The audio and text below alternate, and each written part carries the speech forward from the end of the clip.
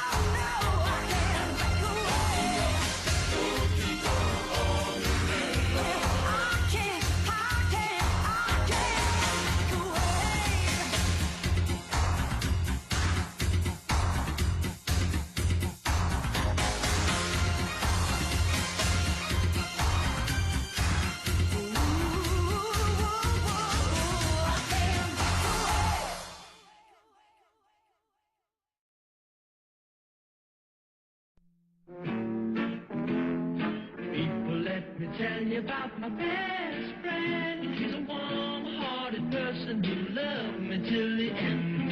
People, let me tell you about my best friend. He's a one-boy, cuddly toy, my up, my down, my pride and joy. People, let me tell you about him. He's so much fun. Whether we're talking man to man or whether we're talking sun to sun, 'cause he's my best friend. Yeah, he's my best friend. La la.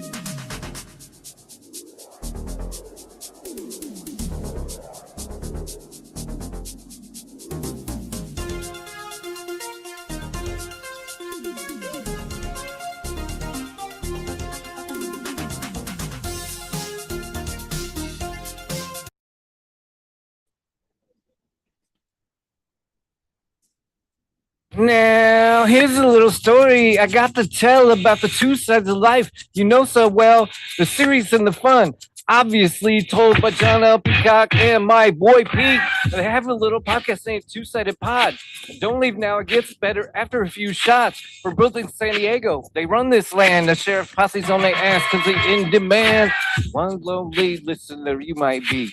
All of us together make a community, so get comfy, get spunky with how Pete acts. The show's about to start and my beer's getting flat.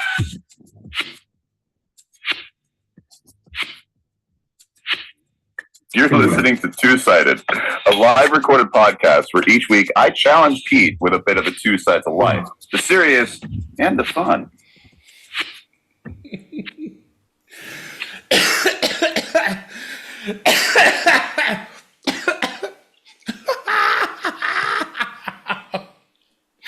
That's a way to start the show. I come on with audio, start hacking up a lung.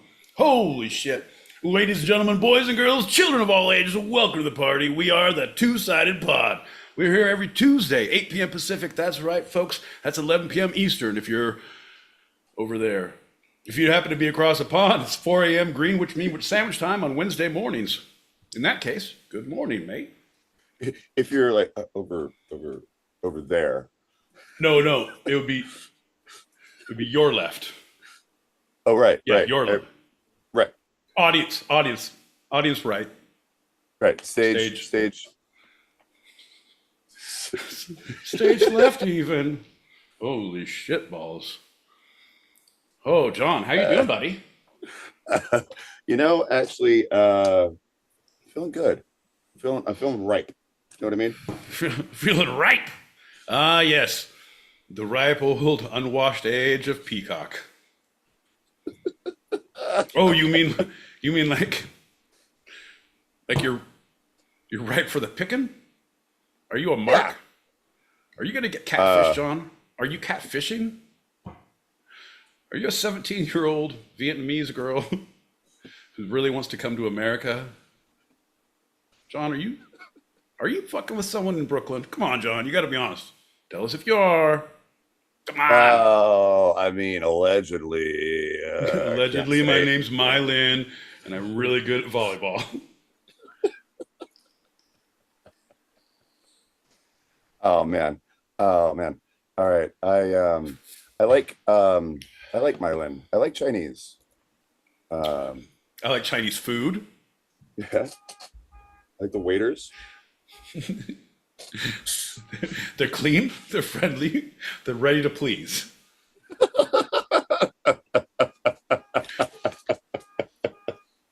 Come on, John, you take the next verse in Mandarin. No, I only know Cantonese. No. John, I was trying to bridge out. We don't want to be copycats. We want to offend a whole new people. That's right. Well, they're not new. Well, you know what I mean? John, you can't say that. Not anymore. The oldies get offended. Not anymore. Right. As opposed to newies. Right? The newies. Ugh. You know what I mean? Ugh. I once had a newie. It turns out it became an oldie. We talking belly buttons? You're talking wives? We talking shots? Now we're talking. Cheers, buddy. Raise your glass. Lower your goddamn expectations. We're gonna do a show. We're gonna do a show. Yeah. Cheers, pal. Yeah. Cheers, buddy. Like ow.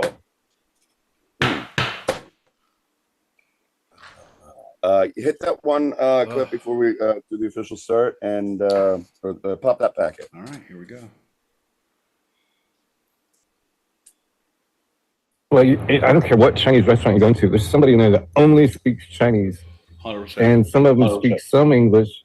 And it seems like the higher up the food chain you get, the more English you can speak. Yo, were they coming over on boats? Boss level. Wouldn't that be part of the deportations and stuff that we're doing right now? What up, John? What up? What up? What up? I'm going to say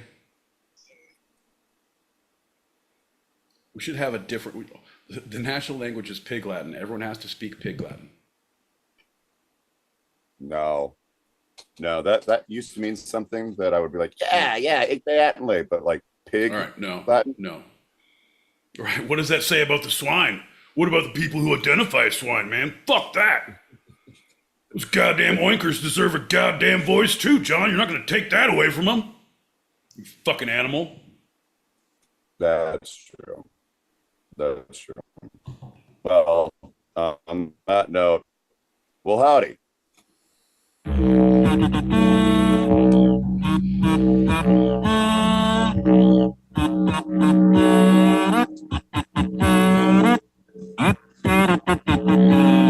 Folks, we're the Two-Sided Pod. We'll be right back. I'm John L. Peacock, out in Brooklyn, New York. I'm my boy Pete in Southern California, back from a fast break. And you're listening to Two-Sided, a live recorded podcast where each week I challenge Pete with a bit of the two sides of life, the fun and the serious. Yeah, John, that's right. The fun and the serious is what we do here. Man, life is a little two sides of everything, man. It's a sweet and a sour, buddy. It's a yin and a yang. It's a rain and a sun. It's a moon and a full moon. It's one finger, it's two finger, it's a whole commitment. John, I'm just letting you know, buddy. There's two ways to look at everything. You present a very shitty prospect of a show full of facts, numbers, and statistics that we do not appreciate or want in our ear canals. I, on the other hand, bring to the table something a little bit more, how you say, full of shit. It is, you say apples, I say shenanigans. You say 1942, I say, pull my finger. No, John, I'm not that crass. Jesus Christ, man. No. That one's a little below us. That's lowbrow. Come on, that's low by 100%. Yeah, at most, maybe we'll take a dump in a dollar bill and leave it wrapped up on the sidewalk. Poop dollar. That's funny. Yes, because there's multi-layers to it. As you peel back the dollar. Poop dollar! Poop dollar! And you come out of the bushes yelling poop dollar. Oh, shit! I got shit on my hands! Poop dollar! Poop dollar! The price one might pay for the smiting of one's enemies. I'm telling you what, bud. It really is. I would cut off my nose to stink palm an enemy. My boy Pete. You sound good. Let's start with that general check-in. How you feeling? I'm counting down, baby. I got 8 more days of work left before I am out of here like I stole something. Ooh, I'm deporting myself out of the state of California into the state of confusion. And what? Confusion. Why? John, I bought the ticket. It's time to take the ride. If you don't want to play the game, get the fuck out of the ring, buddy. I signed up for this shit. I signed my life away. I said, yes, sir. I'm in. So I'm just going to take whatever is given to me. I'm going to hop on the plane. I'm going to see what happens when I get there. If I take whatever is given to you, like just you're going to hold out your hand and just whatever is in that hand, you just pop it in your mouth. Full on. If I look super homeless at the airport, it'll be spare change. I'm like, oh my God, I got to eat nickels again. Oh, this is the 3rd time I started a vacation eating a handful of nickels. Security's going to be a bitch when I go through the metal detector. And the indigestion. Really?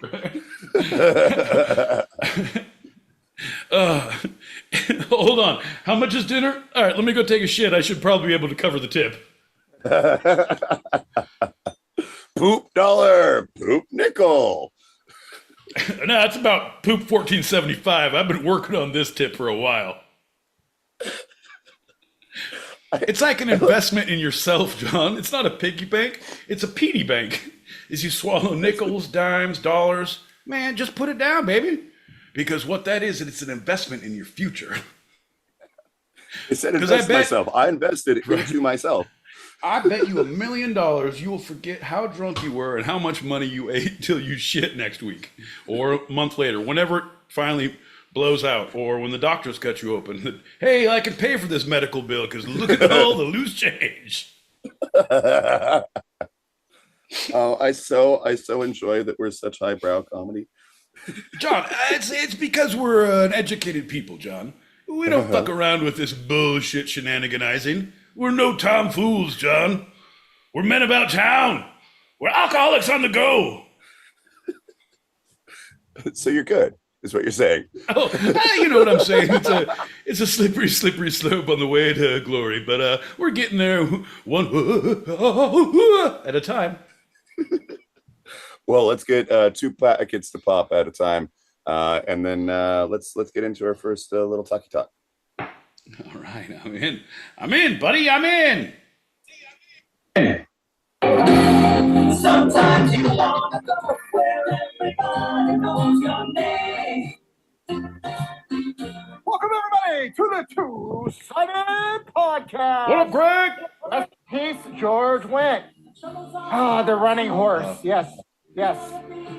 Norm. Holy shit. Somebody crack a beer, drink it, don't drive home drunk. Rest in peace, George Wendt.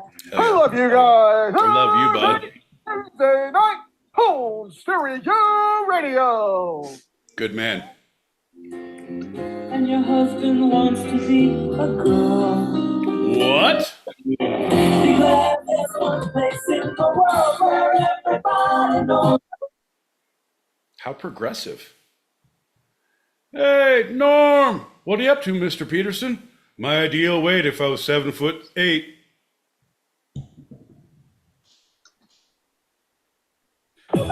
Rolling on through. Shout out to all the fine folks in the foundation, as it were. John L. Peacock, Esquire. My man. Surly sort, you. My boy Pete. Hey, Well, buddy. Hey, pal. is there any finer emotional tampon than you? Oh, Just said it out loud. This is awkward. Anyway, take a shot. what can I say? I'm a shoulder to cry on, and I will soak up all your tears, my friend. I'll cheers to that. Right? You are a shoulder to cry on, and boy, you're very absorbent. Right? And they said they didn't want to put me in boys' and girls' bathrooms. This is bullshit, John. Sorry, I get pretty heated up when it comes to emotional support. That's true. Cheers. Cheers, bud. Cheers, everybody. Gal. Bink, bink, bink. Oh, that's 2.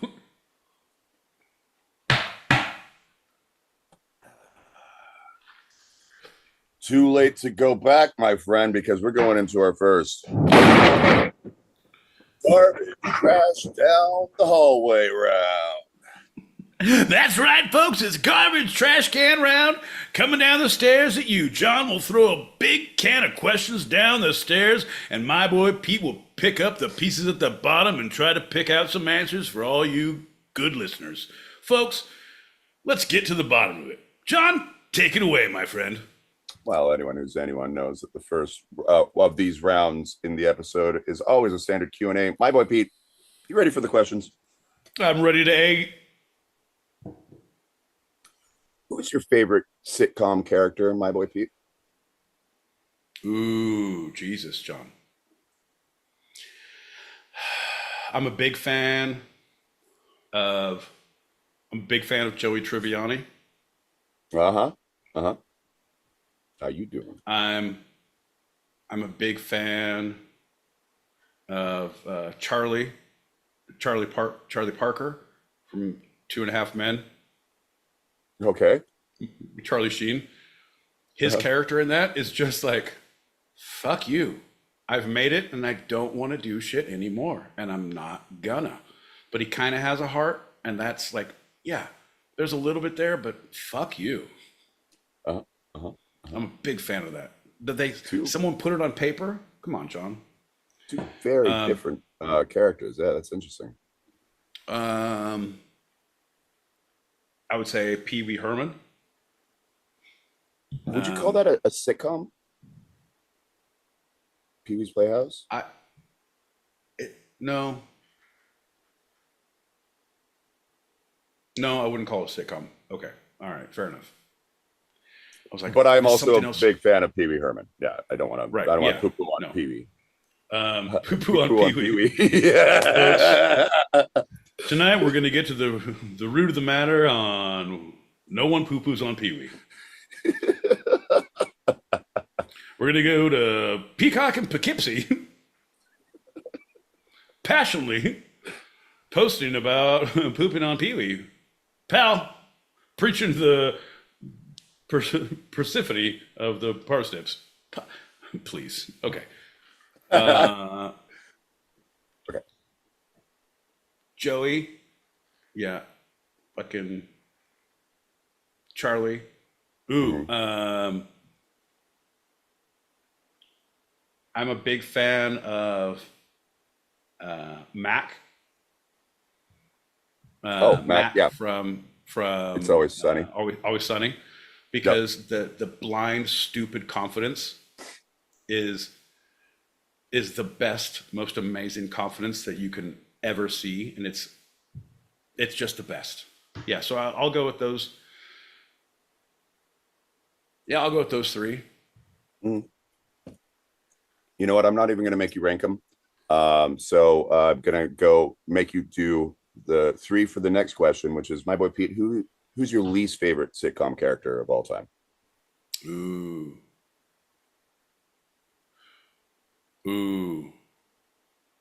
I hated, and it's like,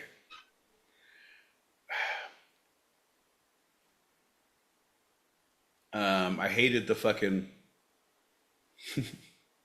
I'm just going to people I hate.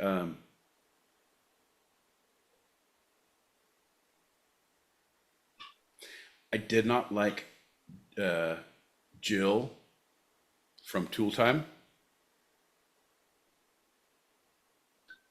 Was that the wife or the That was the wife. Okay. Yeah, I thought so. Yeah, because they made her such a foil that, and it was just like, I went back and watched some Tool Time. It's like, oh man, this is so rough, but they wrote her so just oof. I would say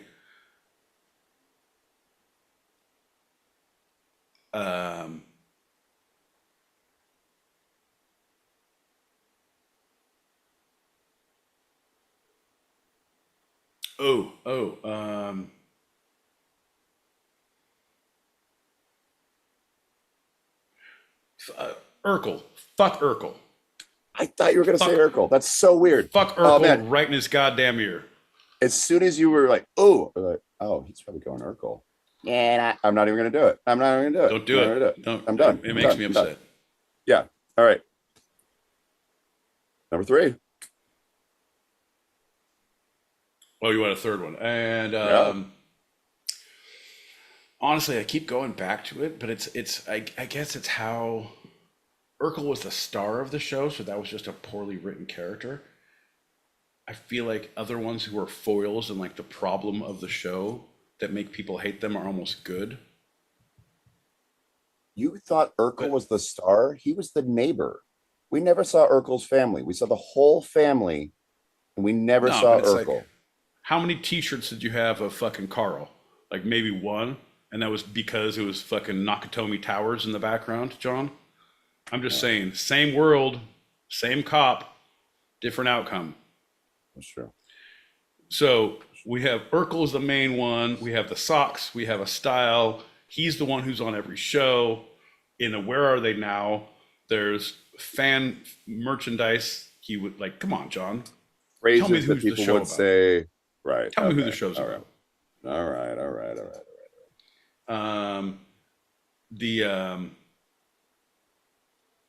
The fucking crazy girl from 2.5 Men. I don't like her.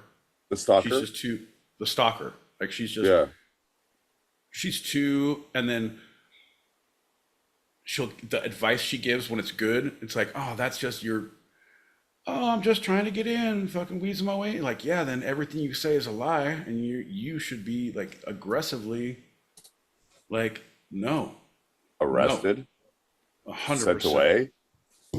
100%. You should not be around children, I love or a half a man, whatever, Right. however the kids want to call it these days.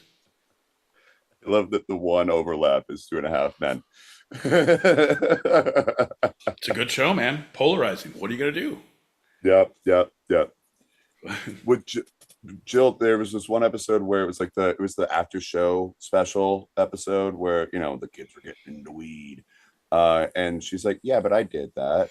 We made mistakes." She's like, "I Who? never smoked weed." Jill from Tool Time, from not Tool Time. What's the name of the actual show? Home Improvement. Home Improvement. Jeez, you Home said Tool Time Improvement. first. I was like, I'm going with that. Home Improvement. No, that's what. I then said home improvement. You guys, it's all about enunciation when it comes to good jokes, and what we bring to the party is good enunciation for about 3 to 4 minutes. So Tim Allen, who obviously sold coke in real life, he was like, "I've never smoked weed." She's like, "Yeah, but you were a booze hound." He's, "Oh yeah, that's true. But I smoked weed at a concert, and it was laced with something. Had to go to a hospital, and I said my name was like Joey Tribbiani. I don't know what the name was." He's like, "Oh, because you didn't want to get caught." She's like, "No, because I actually thought I was Joey Tribbiani," and that was her big moment of like, "No, we don't need to be so mean to the kids when they mess up, because we messed up too, and we're all human." It's like, okay, there's her little moment to shine. Look at her. Nah, everything you said I was not only totally lost with your story, I felt bad for the concert she went to. I felt bad for the people who were there. I felt bad for you having to watch it. I felt bad for the TV showing it to you. Just my heart went out to every party involved in this travesty that you've just told us about, John. We are all dumber as a people from having listened to your goddamn shenanigan story. Yes, but I did connect your first favorite sitcom character to your first least favorite sitcom character. Look at that. Boom. It's not the 2 degrees of John putting my life together, John. Oh, I'm a goddamn, I'm a shaman, I'm a marriage counselor, and part-time golf caddy. I'm really busy on the weekends. might be Pete. Maybe Pete. What kind of sitcom character would you be as an actor? If you were cast in a sitcom, where do you think you'd fall in that? 100%. I know exactly where I would fall. I would be the best friend, or I would be the crazy neighbor. But Kramer. The kind of Kramer, or the one who's like, "Okay, Dave, you can't go out with Pete again. You know how that ended last time." "What do you mean, Cheryl?" "Oh, come on, look at your face tattoo." "Oh, this thing?" Oh. So you'd be like Norton to Ralph in Honeymooners. No, it would be more like Three's Company. The guy who always gets No. Do you watch TV anymore? You dress like you're in the 70s. Do you only watch TV have you not watched TV since? No, wait, hold on. John, if you had to pick animal, vegetable, or mineral to eat the rest of your life. Wait, no. John, if you were planning to become a rich man for either animal, vegetable, or mineral. Nope, that's not it. John! Folks, sorry, this is the time to tell everybody, if you're watching us on the stereo, you can click that link above our heads and go to YouTube and listen to us live. Isn't that right, John? 100%. All right, so best friend or wacky neighbor. What kind of sitcom would you live in as my boy Pete in real life? John, it's not a sitcom, it's a drama. It's a crime drama. It's a situational drama where it's a court drama. Like, exactly when did the semen leave the wang? Your Honor, I object. You're out of order. We're all out of order. Bum, bum, bum. Next time on My Boy Pete, Court TV. I believe you're right. It is multi-genred. People don't know what they're gonna get. When From all the one rules will episode be to the next. broken. When all the rules will be broken, only the one rule breaker will stand alone to keep rules intact. He is the ruler. And he's dressed like just like a yardstick. I said ruler. We didn't have anything that big in the shape of a ruler. We had yardsticks and tape measures. Would you like a level? We have a level that comes in an extra large, but fuck. Jesus Christ. This is just the pilot. We don't have the money for all that. Judd, we're hoping for a sponsorship by Home Depot. So if this one pans through, John, we got to make it big in the home decor section.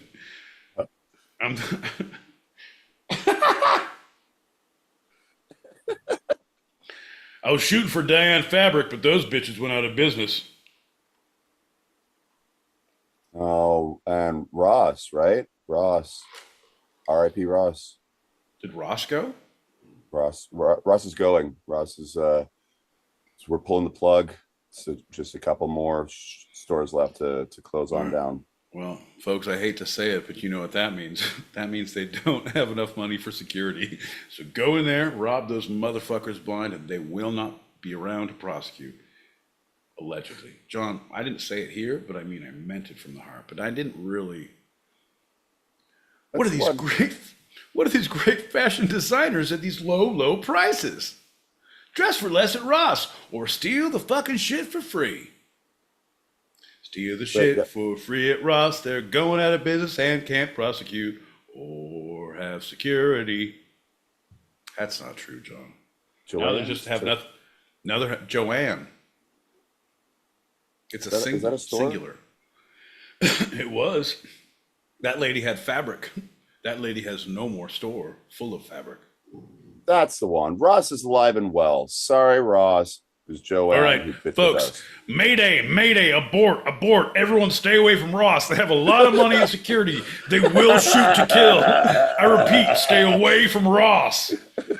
Go in, look them in the eye, shake their hands, and buy their shit from the register. I repeat, Ross is on the table. That was a close one, John, there. That was DEFCON 4. We almost lost some goddamn followers on that one. In the arms of an angel, we would now like to pay tribute to the people who went and stormed Ross. In the way for me, discount stores have security, and they fire so freely. Hey, we got a couple packets of pop, and we're getting into our first segment, my friend. Got bid? Sign me up. Let's pop them. Here we go. Why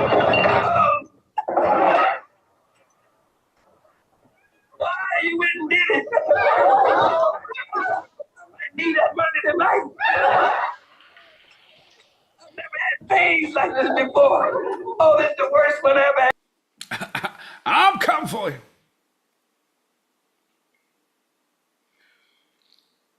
I'm coming to join you, honey.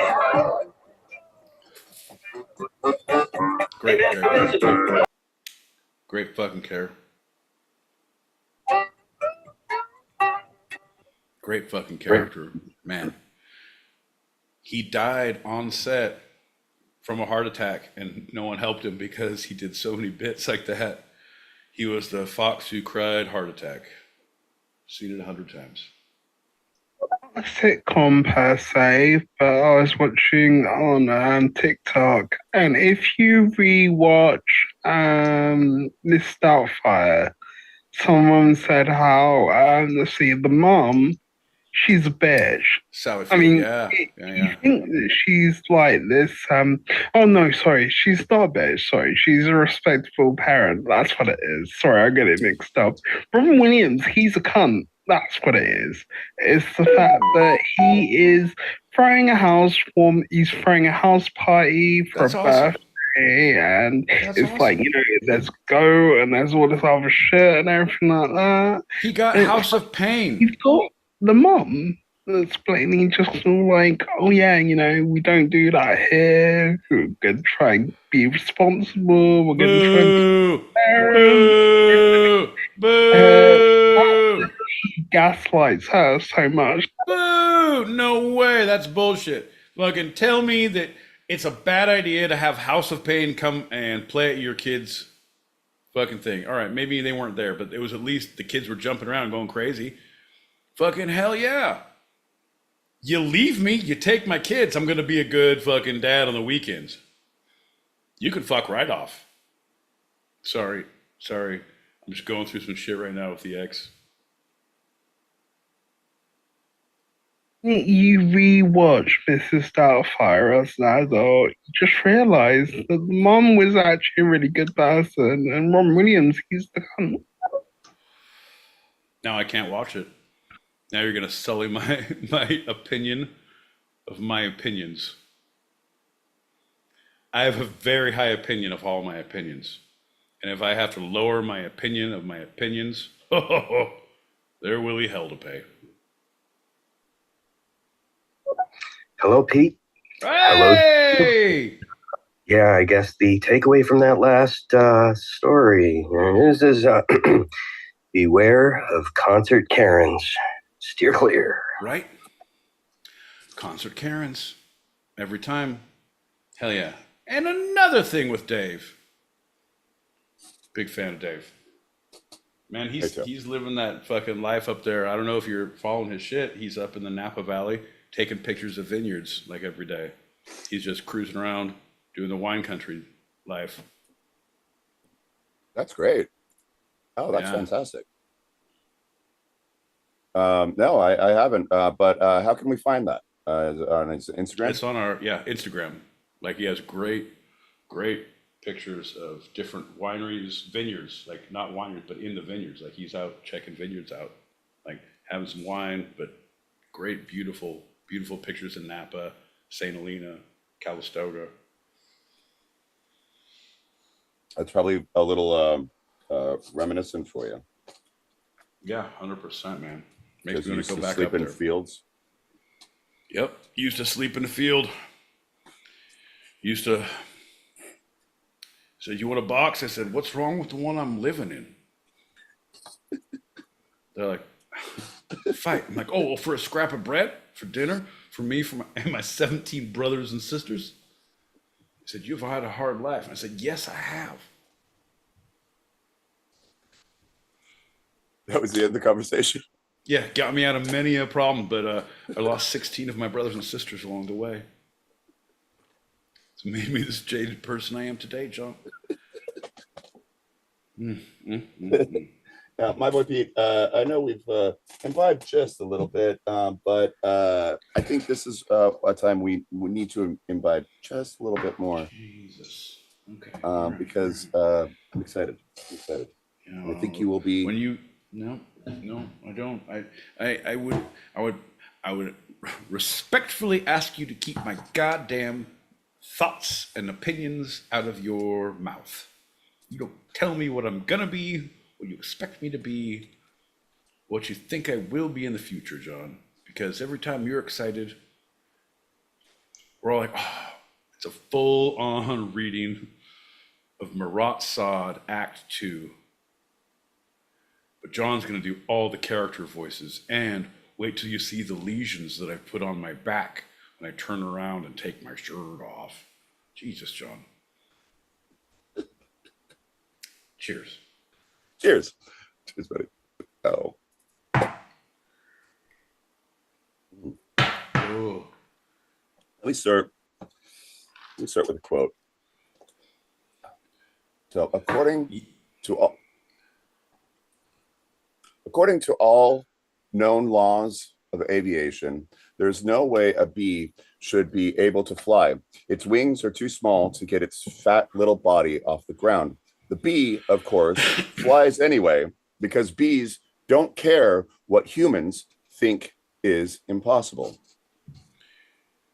Now, we're going to have a lot more thoughts brought to you by the aviation community of Nashville, Georgia.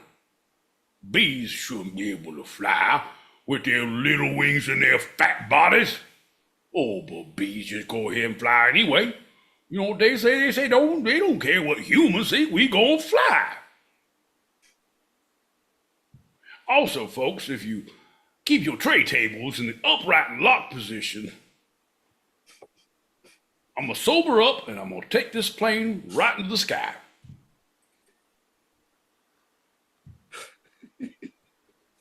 That, of course, as everyone knows, is from B-Movie. Oh yeah, John. We all have that in our top 5 B movies of all time. Yeah. Like any movie related to bees, that is definitely one of them we list in the B movie category. Yeah. BEE movie is the best BEE movie, if you know what I mean. No, John. I think there's something lost in translation. I don't speak drone. So we're going to talk about bees. Part 2, the hive mind.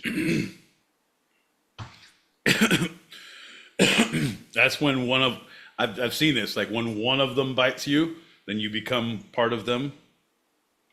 Ooh, no, it was a Rick and Morty episode. Hive mind, John. Okay, I'm with you. Yeah.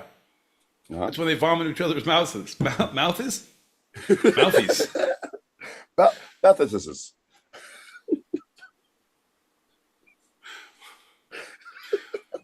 A million mouths, one hive mind. Yeah. That's right. I've seen that video. Look that shit up. Ooh. So hive mind, when we talk about hive minds in human context, we're borrowing from the ultimate example, the honeybee colony. A single hive contains upwards of 50,000 worker bees, each with specialized roles that shift throughout their 6-week lifespan. What's remarkable isn't just their numbers, but how they function as a unified organism without any central command structure. 100%. Like, you don't want to be fucking, oh shit, it's like your first day at school, and there's like, oh my God, there's fucking 50,000, 49,999 other dudes around here. Fucking, I don't want to be the off one. Just fucking, I'll step in line. Is there, I think there's a thing, John. I think one of them is like, I gotta lead this. Like the guy who's in the corner, like the first guy out. I think he's like the shift leader. I think he gets paid like $1 more an hour.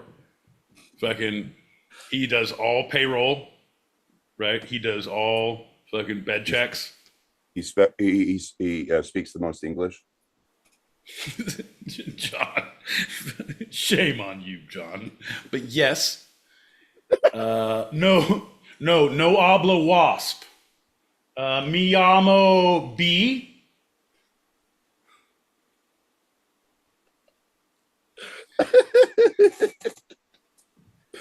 All right. So in the dark confines of the hive, right? It's pitch black. Thousands of individuals coordinate complex activities, constructing mathematically perfect honeycomb to regulating the internal temperature within a degree of precision. Except for Steve. Steve is fucking up the honeycombs. Okay, Steve, why don't you hang out and fucking be over here and play with the pupas? All right, there's some, hey, you like royal jelly? There's some royal jelly over there. Want to go put it on your body? No, I'm gonna work. I like to make masks. Fuck. Gonna be the laughing stock of the goddamn colony. So, right, there is no person paid $1 an hour, extra an hour. There's no boss. There's no manager. I'm pretty sure there is. We just don't see the fucking paperwork, John. Show me the computer. Fucking give me Hunter's laptop. I want to see the fucking bee reports, John. Like, no, I don't mean literal. I mean the bee version of Hunter's laptop. I want to see the fucking paperwork. You know there's an office. In the Queen's lair, John, come on. There's a secretary somewhere who's like, the Queen's not taking customers right now. I'm sorry. Please wait outside. Next. John, 100%. If you tell me there's not a lobby in the goddamn colony for the Queen. Oh, well, all right, we're going to get there. I'm getting ahead of myself. Sorry. You were saying about the workers all not doing the work of one leader for the $1 an hour that we know is there because there's an office up above we're going to talk about in like 2 fucking layers of this, John. It's all going to come back to this. Don't worry. Go ahead. Well, this creates an intellect that is greater than any one bee, because there's no person who's smarter or higher up or gets paid more who is commanding it. It just somehow happens. Right. Yeah. No, John, that's now you're sounding like the Nazis, John. It's like, hey, I was just following orders. I am but a bee. It just happened. There I was, just stepping in line with just 50,000 other bees. Things happen when you're in a hive, you know what I mean? Yeah, our math was not always good, but it was very precise, actually. I'm pretty proud of that. It's funny you mention that era of time, because that's when bees started. No, that's when the concept of hive mind to humans started in 1944. One of the earliest references to hive mind occurs in the magazine Bee World. H.J. Wadley discusses honeybee orientation, and he mentions a friend who suggested bees may be connected to their colony by a thought beam, analogous to radar. Thought beam. Yeah, I watched the $1 Million Man. It was very, very enlightening, and I thought to myself, yeah, they are communicating with sound waves that sound very much like that, just we cannot hear. Okay, we have the technology, but we want the bees to hear each other. Yeah? No. He immediately dismissed and dropped that idea of the thought beam, but he continued the concept. He described how swarming bees keep together and form a new identity. He moved on to the ass beam. I was totally mistaken. Bees are not big thinkers. It's all in their butt. Everything, it's a stinger beam. It's the ass beam. It's a full rectal. That's what we call it, and that's how they communicate. When they lose their stinger, they stop speaking, and then they die. No. Has nothing to do with half their organs being ripped out. It's all communication. Anyway, it's all in my paper. You'll see it on your way out. It's in the lobby. It's a pamphlet. It's a fold out. There is a centerfold of a queen bee in full pupation. You're welcome. May your hive grow large and bountiful. Right. And mathematically symmetrical. 100%. 100%. So he's like, the swarming bees keep together. They form a new identity. And which, quote, which might have ceased to exist for all the interest the swarm shows in it, because they don't seem to be like, there's not one person be like, come with me. It's just they're okay, this is happening, and they all know exactly where to go, and they go together, and then new hive happens, and boom, and it's a completely different aspect and location and colony, but it's a new identity because of the hive mentality, the hive mind. See, John, this non-checked immigration, hives moving from place to place unchecked, John, we got to stop that. Checks and balances. You want to bring a hive into my community in the legal means, by all means, have your queen fill out a form and she will make an appointment with our office. But until then, no, sir. So my hive, my choices. so that that first mentioning, one of the first mentionings, 1944, 1958, something quote from the British British Beekeepers Association. Stanley Gooding. The bees look angry. Again, I was stung 12 times while I was collecting honey. People call me weird in town, but I am but lowly beekeeper. I will write again if I am not stung to death. Yours in beekeeping, Beasley Beekeepy. John, that's why it's weird. Who believes in beekeeper journals? That's some bullshit. All right, go ahead. Sorry. A lot of beekeepers believe in beekeepers journals. Of course they do. That's where the hive mind comes into play. It's all these fucking beekeepers. We didn't start the beekeeping fire. It's been always turning since bees existed in 1944. You said it. I'm just confirming it. So Stanley Gooding refers to, quote, something which we might call the hive mind, the needs of the colony itself. Work has been carried out by Lindauer in Germany upon the behavior of dancing honeybees on the surface of a swarm. This rather points to honeybees being able, on occasions, to exercise a certain degree of choice, which might be considered intelligence. Mm-hmm. Lindauer, that guy owes me 10 marks still. Mm-hmm. And I wouldn't call it choice that they have, John. Again, I made the reference to my hive, my choice, but it's not. It's one bee who gets paid $1 more an hour. Right. Until you show me the books. Yeah, there's always a leader. The first bee, you don't see the first bee who takes off because they're goddamn efficient, John. They swarm, no pun intended, their leader. Yeah, and we can't see it. The human eye is just it's too quick. Look at these bees.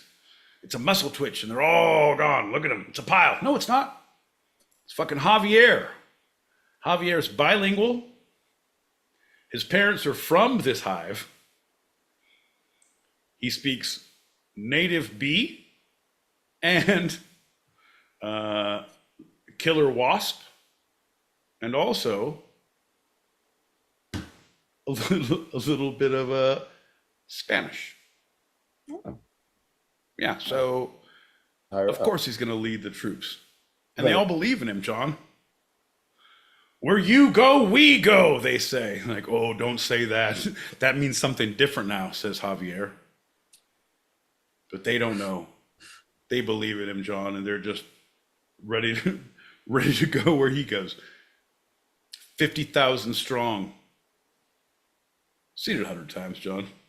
It's a beautiful, beautiful sight.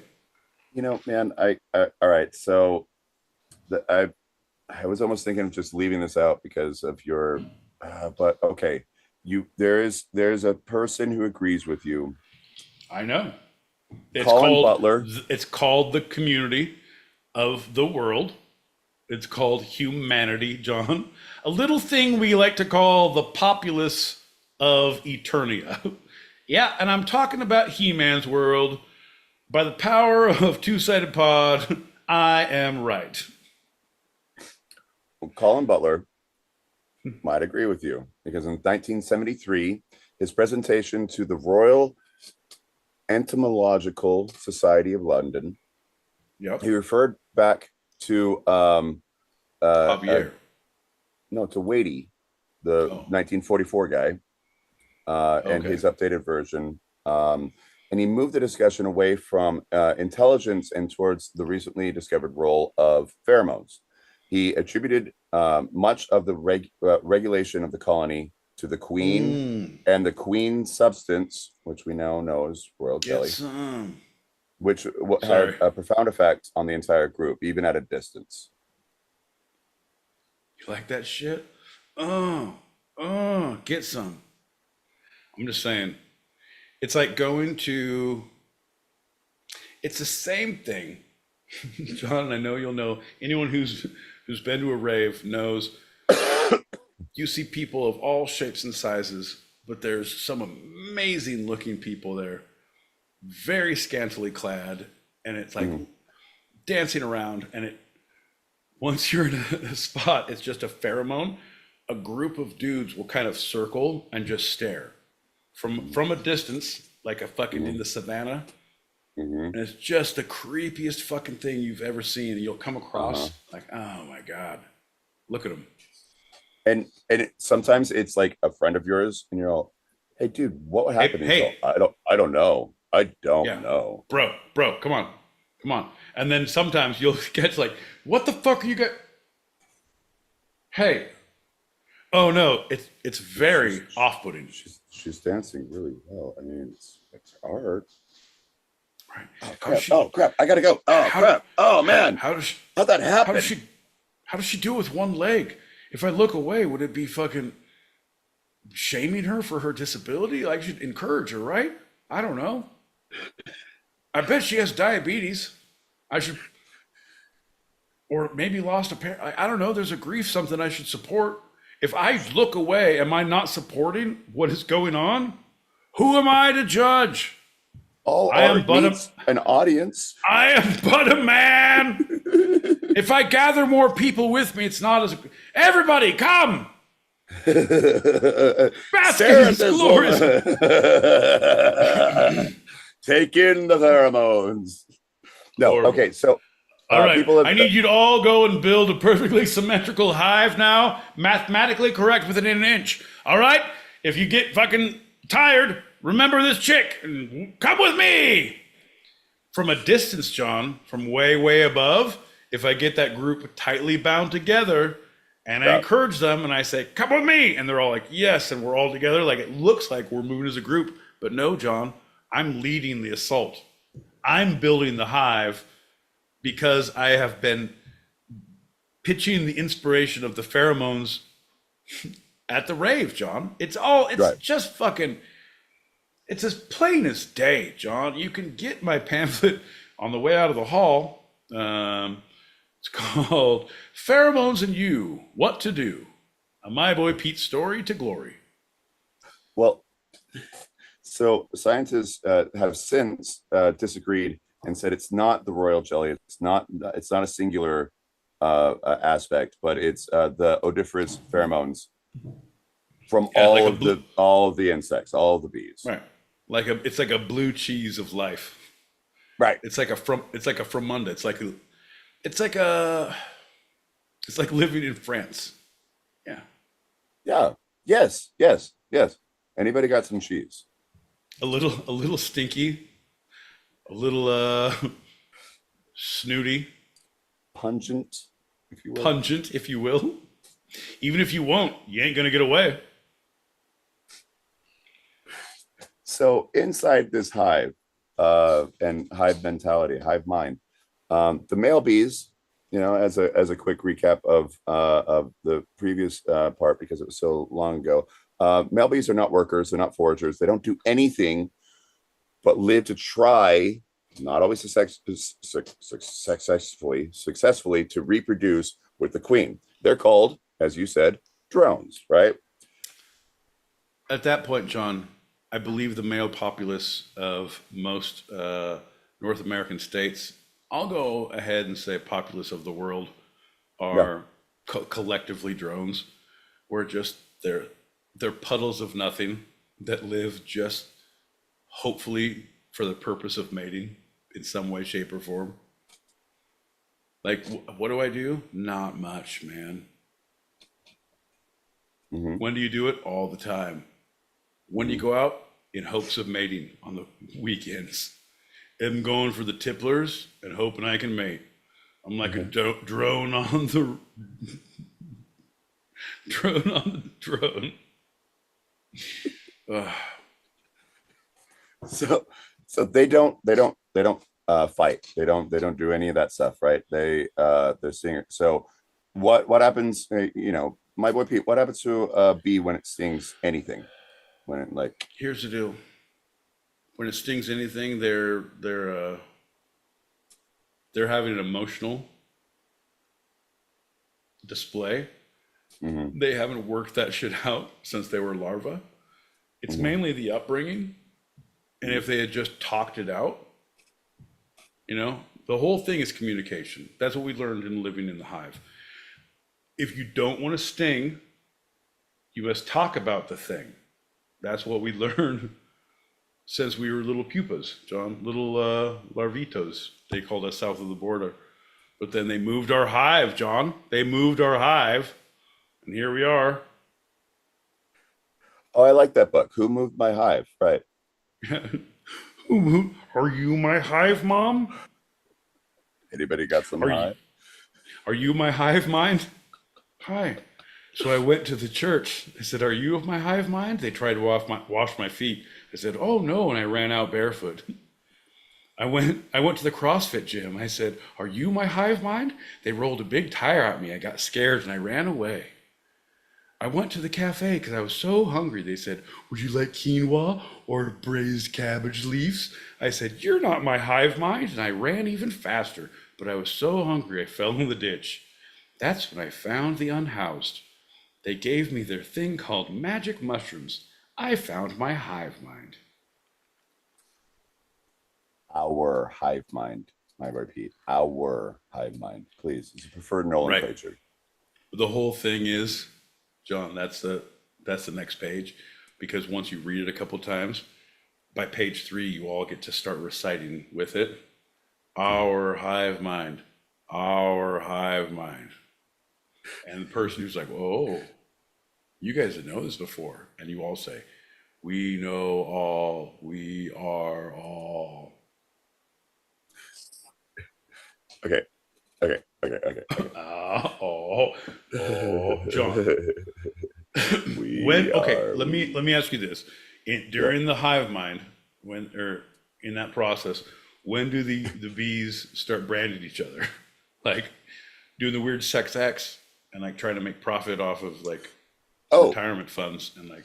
Thank you so much, because that leads us to the next thought. So, all right. So drones don't attack. So they're not going to die because when a bee stings, the thing sticks in the person or other animal and the bee's body gets ripped in half and then they die, right? Drones don't do that. But right. They brand each other. They have Fight Club.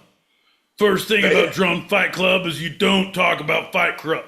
If this is your first night at Drone Fight Club, you will sit down and fucking hang out, like, because no one really does anything. We're all drones. But also, don't talk about it, okay? Do you know what an endophallus is? John, don't tease me.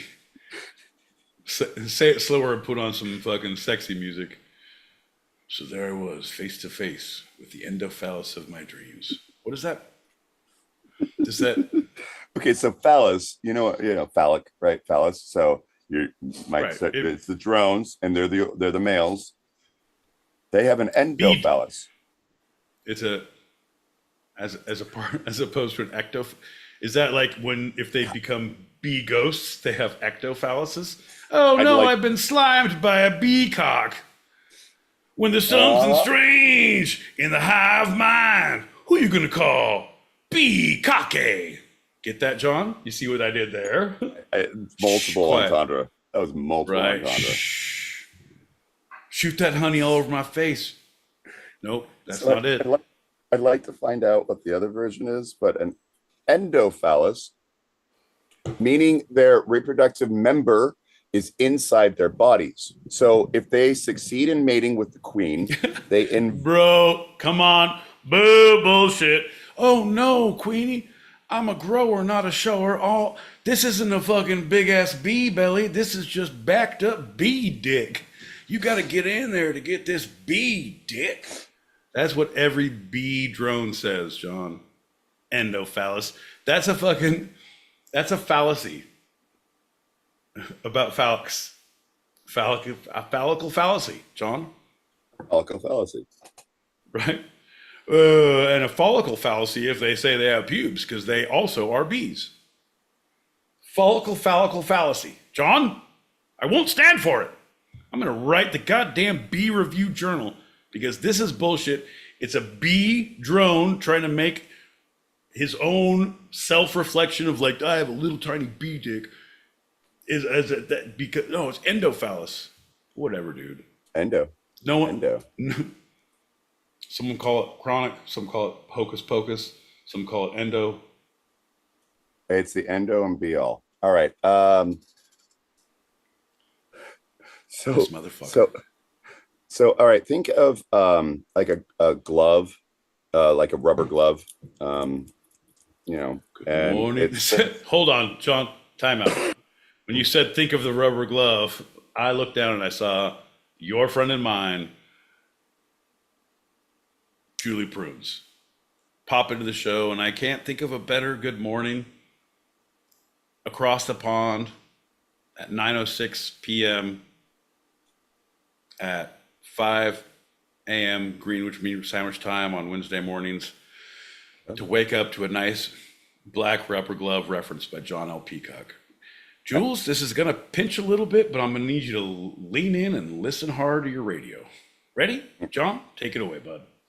All right. So you know, the individual fingers you can like fill with water and then poke in, and so like one of the fingers is inverted, right, of the glove, and then you can squeeze it. You can squeeze it, and it pops out.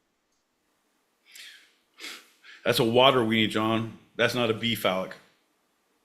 Okay, so it could be a C sharp or a B flat, but if you get it wrong, we'll all be phallus. So, little Goonies reference there, John. Little Goonies reference. My boy Pete, this is our time. Down here. It's all mathematically correct to a millimeter down here. Up there, they're all literal people. They all believe in words and shit up there, John. You take this coin. Fuck you, John. I believe I'm a bee. I shouldn't fly, but I think I can. I assume, I don't know the other word, but I assume it's exophallic. Like I guess things male organisms that have a reproductive member, it's exophallic. But I don't want to confirm that because I feel like you're going to take it and run with it and like, hey girl, you want to see my exophallic? That's right. I'm an upright Homo sapien with an exophallic who's ready to party.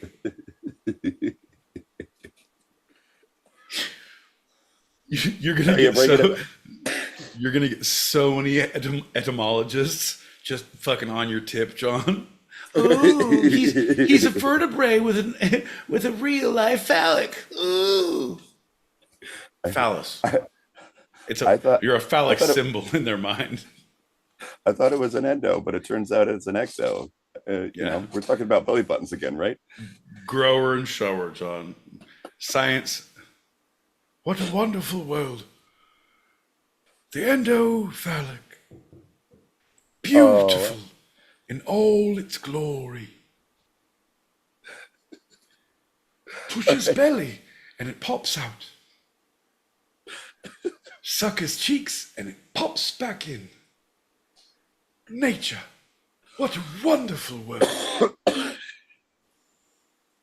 All right, so if they succeed, tell me about those beacocks, John. Fucking, we're all on edge here. Jesus Christ! It's all right. It's fine. It's if they succeed in reproducing, if mating with the queen, they okay. Keep remember going. The glove, right? Do I? That's how they don't make the babies. Hey, Queenie, I'm not ready to make a bunch of larvae right now, but I'm down to clown. I got this glove that I'll be ready to slip on. Right. Remember the glove, one of the fingers of the glove that's been inverted, and so it's inside the glove, and then you squeeze it and it pops out. Right. Okay. Yeah. So they invert and inflate their member to deposit their sperm in the queen's spermatheca, which is her sperm receptacle. Right. Oh, I left you guys. I'm so sorry. I left my sperm receptacle in my other shit. So I know you guys are all probably like getting, but please just hang on a tick.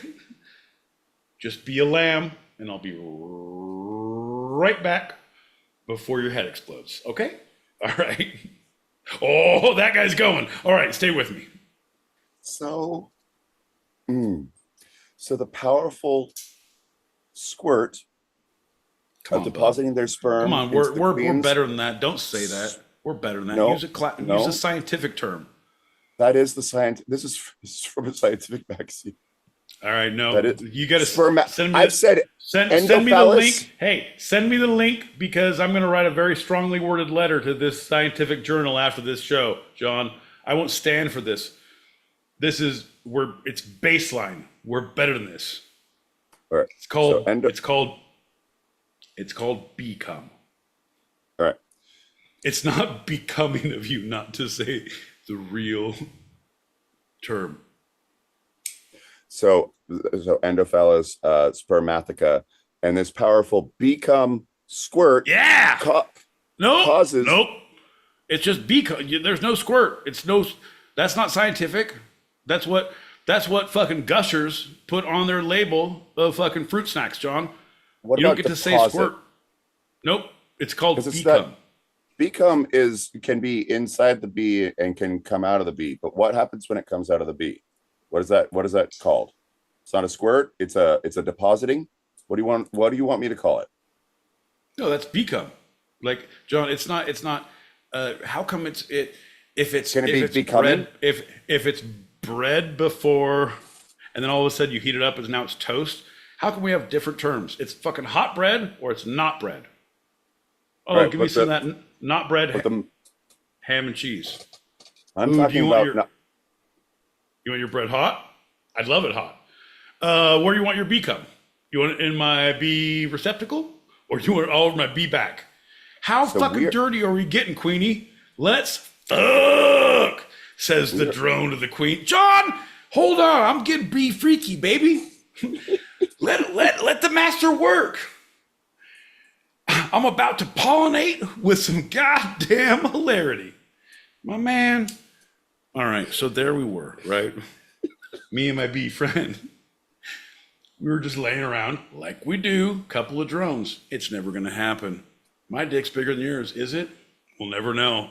Well, then one day, turns out, Queenie said, hey, boys, let's party. We put on some Sade, fucking had some white wine spritzers. Fucking everything was all in check. We all fucking flexed as hard as we could. It was like, we're either going to shit or show our dicks. Next thing, we said, where do you want the become, baby? She said, ooh, it's not becoming of you to say that. I'm a lady. I'm going to retire. Keep them out. John, what I learned from that is the scientific word doesn't always seduce the lady, but it is always clinically responsible for the people, for the children, because if we don't teach them the way, who will? You know what I mean? Become. Final answer. So great. What's the action of the become going from inside the drone to outside of the drone? What is that action? What is that called? Oh, it's bee nutting. Bee nutting. Okay, great. Got it. Okay. Let me finish this sentence. This powerful bee nutting causes the Get some, boy! Get some! Sorry, that's in the footnote. I don't know if you had the real fucking rough draft of the paper, John. I was actually helping him write it. Scientific journals can be so crass, but they're fun. And I've learned to keep an open mind and a song in your heart along the way. John, as you were. I'm gonna actually make sure people understand where we're going with this. So I'm gonna go back just a little bit. So drones have all male bees are called drones because they don't do anything except for try to reproduce, right, with the queen. They have an endophallus, meaning their reproductive member is inside their bodies. If they succeed in mating with the queen, they invert and inflate their member, much like a glove, a rubber glove that has water in it, that has one of the fingers inside, and you squeeze it and it comes out. Okay, great. I don't know what you just do for a with your visual- life, how this is your visual of your glove. Do you have a lot That's of my gloves, a visual. lot of water? John, there's starving children in different countries with no gloves and no water. And what you seem to be doing is science experiments with your own fucking mind so you can understand the bee penis. I don't see it, John. So they invert and inflate their member to deposit their sperm in the queen's spermatheca, which is her sperm receptacle. This powerful bee nutting causes the endophallus to explode, killing the drone on the spot. Fuck yeah. Hey, man. I'll be honest, John. And I'm going to tell me I'm not preaching the choir. You motherfuckers out there know what I'm saying. Who hasn't fucking and thought they were going to die? Like, this is it? I'm coming for you, mother! Like, what a way to go, though. Right. He died doing what he loved. What, stinging a goddamn assailant? Or coming so hard, becoming so hard? John, I think there's a little bee coming all of us. So drones might visit several hives in hopes of fertilizing a queen. Female bees, the workers, and the queen obviously are tied to their hives. They stay at the hive where they were born. But drones, the males, who have no job but to try, sometimes unsuccessfully, but if they do, they die instantly, try to reproduce or at least mate with the queen, get in her spermatheca. They are considered pests to the other bees. Yeah, they don't do anything, John. That's the thing. It's better to stay in the hive and just jerk your little inner bee dick and like hang out with the dudes, play Call of Duty, just fucking hang out. Like, I know, but fucking internal instinct, John. Trust me, I know. It's the ones you don't expect. Isn't that what you're gonna say? It's the road less traveled. It's the burrito that one didn't start, that the burrito that one regrets.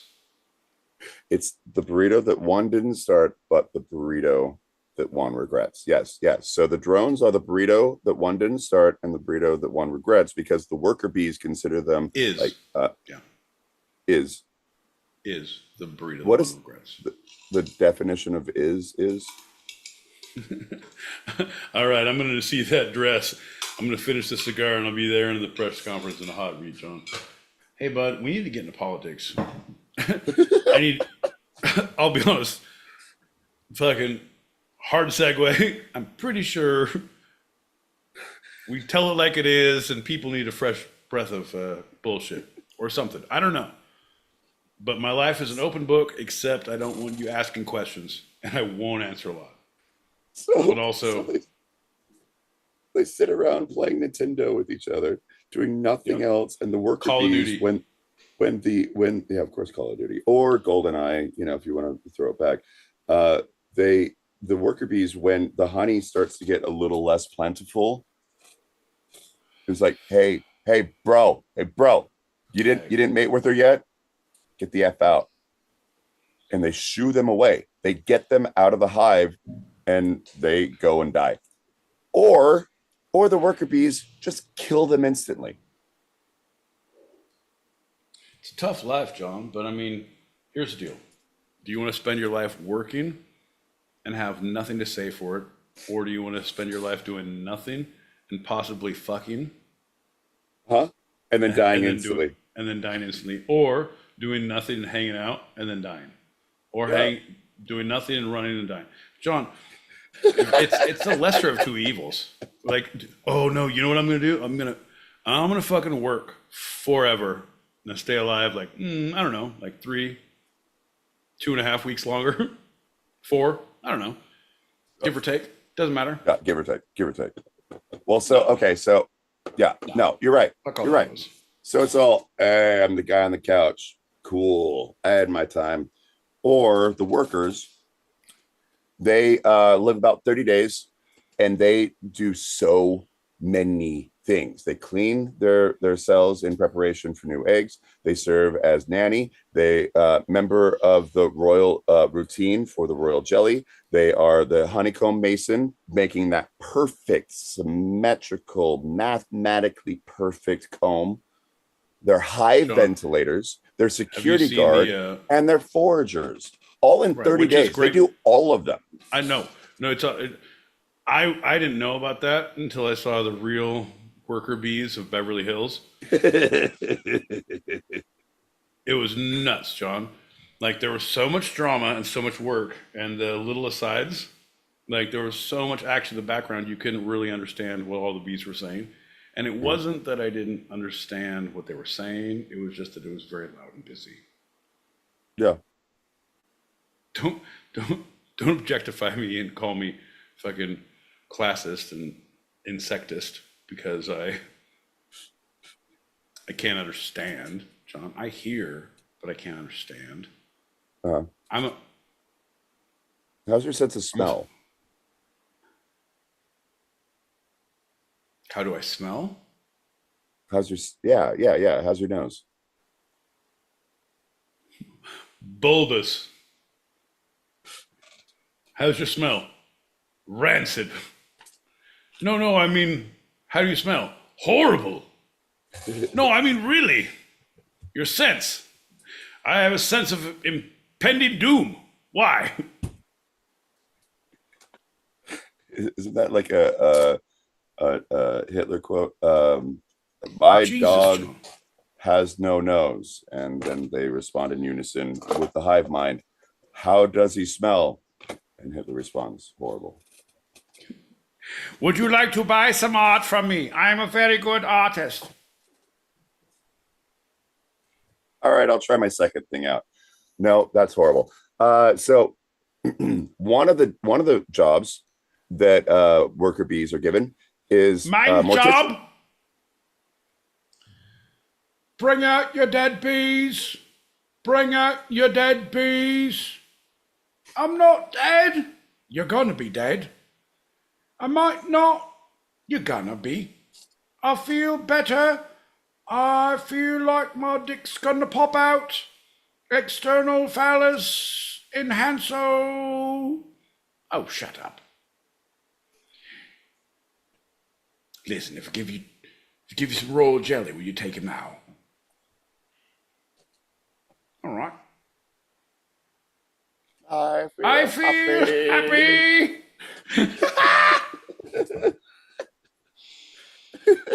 So they recognize the chemical signature of a dead bee, and they are their jobs to remove a deadbeat. All right, you guys are behind on your child support payments. Your fucking bee cars aren't running. They're out in the driveway, fucking taking up space, leaving oil slicks. That guy's bee car's on the lawn, fucking up my lawn. You're all deadbeats. They take him out like the trash. Gonna take you out, John. They did a whole offshoot of the real worker bees of Beverly Hills. Bees. Filmed for a live studio audience. Ha ha ha ha ha ha. Oh. Aww. Oh. So they removed the deceased from the hive to avoid contamination. And if they encounter several corpses along the way, they're even capable of removing them based on their times of death. They're like, oh, I'm carrying the one that's actually been dead sooner than that one. That one's been dead longer. Drop that one, grab this one, take that out. This one we got to eat. This one we wear skin. This one we make into a lovely cape. It puts the bee. No, that's not it. We have to get a well We got to make sure those bees can't crawl up walls. I think we're working against a timeline, boys. We're never going to do this recreation of Sounds of the Lambs here in this hive. So, I mean, yeah. I'm just kinda. saying, John, it's a community theater. The bees have a leader, and they have hobbies, they have dreams, goals, ambitions. They're not just bodies to be thrown around, John. That's why I'm fighting. That's why, John, tonight I'm playing for the Bee Foundation of Beverly Hills. So if I win tonight, I'm going to do all the earning donations. All my winnings will, because bees are people too. Thank you. Thank you. So when they're security guards, if they have little, detect, they have little flashlights and jackets. Oh, I'm sorry, fucking, you're not on the list. you can't arrest me. You're not my dad. I'm actually your fucking dad. Wait, you're a drone? Get out of here. I gotcha. Oh, Johnny Drone. Johnny Drone. I heard Branding's ectophallus. I read it as eucalyptus. Endophallus. It's endophallus. Branding, eucalyptus, rubber gloves. That's the day spa. Right. There's a eucalyptus and mint. What do they do with it? Do they put it on the stones? No, they shove it up your. Well, you'll see when you get there. Enjoy. And that's the worker telling the drone, like, no, come with me. We're gonna go right outside the hive. All right, it's a day spa. It's great. Okay, so the workers create an attack pheromone, puts the whole colony on alert, like an alarm system. Right. And so remember, all the workers live about 30 days, about a month. The queen, who can be a worker until she gets some of that royal jelly, lives 4 to 5 years and can lay nearly 500,000 eggs. At her most productive, she can lay up to 2,000 eggs per day. I'm glad you're bringing this to the forefront of our knowledge, John. You guys, it's about time we put a stop to this, and so that's why I've started the foundation. Find and kill them queens.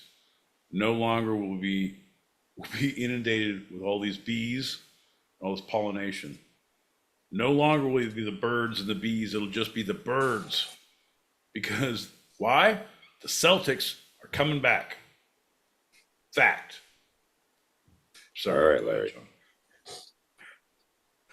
So that's her job. Just sitting there. She never leaves the hive. She's in the middle. She's got a little lounge, as you call it. No, she has her full office, and she has a secretary. I believe we said it's a foyer. It's where all the other bees want to come in. Yeah, her secretary is a mortician. Her secretary is definitely a mortician, because every time she has sex, that bee, she doesn't even kill it. It's not like a white Black Widow.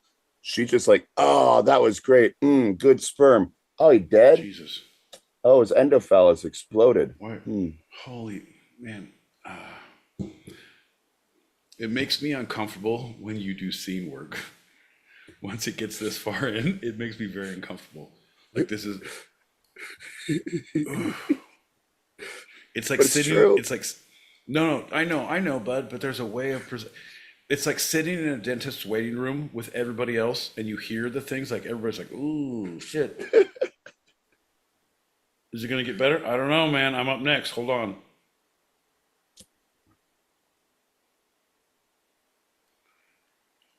You were saying about the endophallus? Well, I mean, Get you know, mortician. So think about this: 500,000 eggs. You said, yeah, 2,000 a day. Sperm has to get in there for her to lay them eggs. It's not. So sperm, how many drones die in the service of the queen reproducing? Hey, I'm letting you know. If she let me and my boys in there, it would only be the 3 of us, right? These guys, Fucking bees for life. Bees for life. You guys want to get up and do anything today? Nah. Nah. All right. Fucking represent. John, it's not about how much become is in the bee. It's how much becoming the bee can be. You know what I mean? I do. Actually, that's the first, Good. that's logical right there.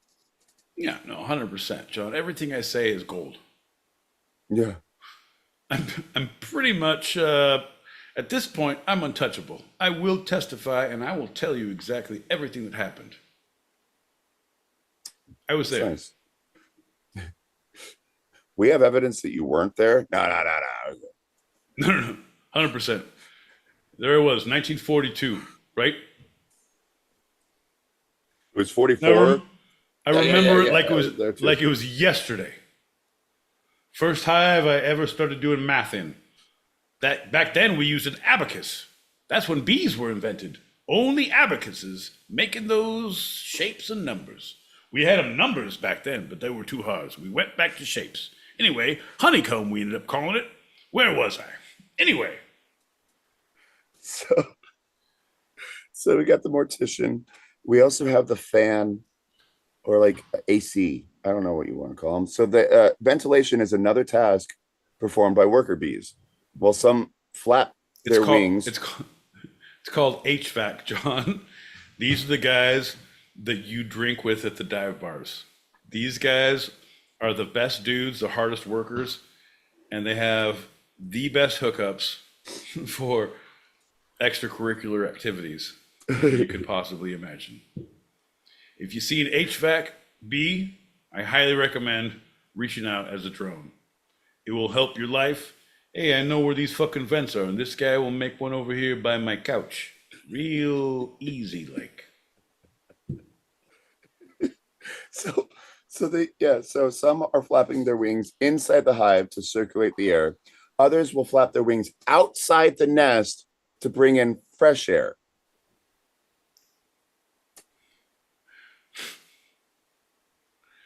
It's all about the what do they call it, John? The flute. No, the flume is what it goes up in, but the stoker, the fire stoker. Oh, the stoker is the poker. The poker is the stoker. Ah, well, Bram Stoker said it best. I'm a stoker. I'm a poker. Can't believe I broke her. Come on, John, you know those words. Hive mind thinking like we won. Come on, John. All right. So they also. I'm a droner. I'm a worker. I'm gonna find my. Doesn't matter, John. It's a royal jelly moment. We all have them. We don't need to focus on them, but we need to address them and move on.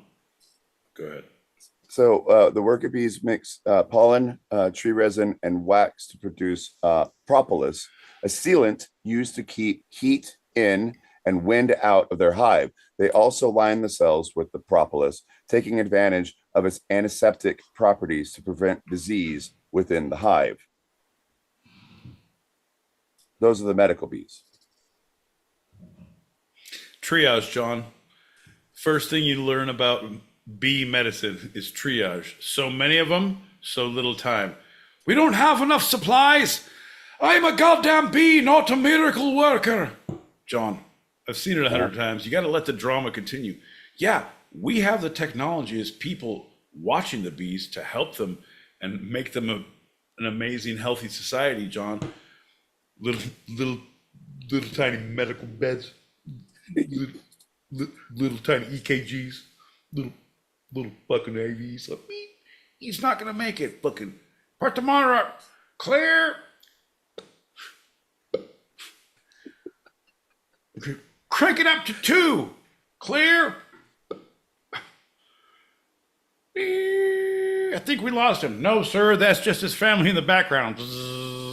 All right, fucking get the kids out of here. We're gonna work on him. I don't know why they're doing so much for a drone. They don't like those guys. Here's the deal, John. They're not doing it. We're doing it because we came in. We're going to liberate this hive. It's a democratic hive. And as soon as I get the people on my side, John, I take over the colony. I'm the queen now. I'm the queen now. Look at me. Get to the hive. Get to the hive. No, that's not it. Doesn't matter, John. Win the hearts of the workers, win the hive colony in general. I've seen it 100 times. So they're able to make perfectly mathematically symmetrical hives, and then 7. those hives are in darkness. 8. All Hive. right, shit. Sorry. Hive. Sorry. I'm gonna go back to medical. I'm gonna focus on the numbers. I'm gonna try back in like a couple weeks. 18. Nope. Okay. All right. You guys win. I'll be back. Sorry. Thanks for indulging. And they have different layers of like the pupil parlay. What are they called? Parvo. Babies. The babies. Preemies. So they have a preemie nest, and they have the queen's lounge, where she has so much sex. Come on, John. You're cheapening it. Don't Okay. fucking. You don't get to do editorialize, John. Okay. You already said things. Just like describe. You are descriptive. And they do all of don't that. leave the edit. Play by play, buddy. I'm color. Play by play, right? So they do all that, and they even line their a hive with antiseptic, and they ventilate it. So if COVID had hit the bees would have been fine. The bees would have been fine. John. Again, play by play. Don't politicize All this. with the hive mind, right? All And with so the it's hive. all Here's with the deal. I want to see the blueprints. I want to see the Queen's computer, John.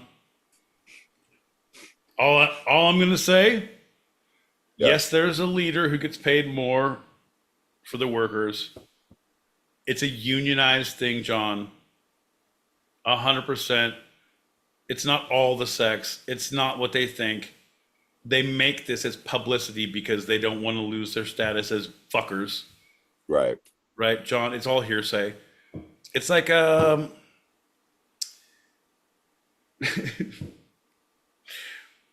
it's like it's the Church of Scientology, John. It's just they're just projecting this. When's the last time you were in a hive, John? And I'm saying, oh, there's been people who have done it. Yeah. But they know they were there. Psst, everybody act like bees. Psst, act like bees. I'm sorry, you probably said that wrong. It wasn't Church of Scientology. We're never against them because they can sue us really well. And so anything you said was like science, right? You were talking about just science, right? In general. No, the people who bow at the religion of science. Right. That's what I'm saying. Yes. It's like, yeah, 100%. The altar of science. John. Come on. So did I not make that clear? No, no, you clarified very well. They're in the hive. It's super dark, and people, I thought they don't see color. Yeah, they see color. Bees see color. Nope. I bet they're round earthers too. I bet they believe in that shit. Fucking, they see color. There's a round earth. We believe in ventilation and fucking medicine. Like whatever. It's possible that's why. Don't bring those bee vaccines to my hive mind. That certain flowers that are very pollinatable are brighter in yellows and blues, and not so much reds. They have a little bit of a difficulty seeing red. But why flowers evolved in that way is possibly because of the bees and vice versa. Oh, now you're talking evolution, John? Uh-huh. This show is all about big bangs. Big bangs for the bees, big bangs for the universe. That's how we roll around here. Do you know bees dance? That's how they communicate. No, that's how they procreate. That's the communicate. No, John, that's a little foreplay. That's a little hey, let me buy you a little royal jelly. You know, two-step. Oh, you're a do-si-do. Oh, you want a fucking lump. Oh, your lumbago hurts. Oh, you're a senior B. Doesn't matter. Lay down. We'll still work. So they're dancing. We've identified 3, and there's probably You and subsections. I'll be honest, John. We if humans. you publish the paper and put my name on it, I'll be like, all right. I will give you credit for this one because I have not done the bee research that you've sent me.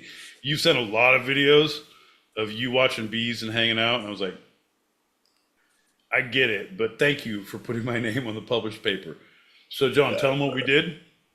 So there's circular, there's figure 8, and there's waggling. Fornicate. Oh. Which indicates how far away the rich harvest is located. And the rhythm provides more details, like the presence of a slope or an obstacle, as well as a report on the wind and weather. Right. Shit looks pretty fucked up around here. Put your darling hand in mine. Baby, you will ever see the line. Babe. All right, folks. Looks like a beautiful day. A mild slope up to the east. And there's a big harvest if you keep going on down the hill. Have a beautiful morning. Oh, baby, something be in time. Drones don't do a thing and they're such slime. Jelly. You want royal jelly? Come on, John. You know the B words.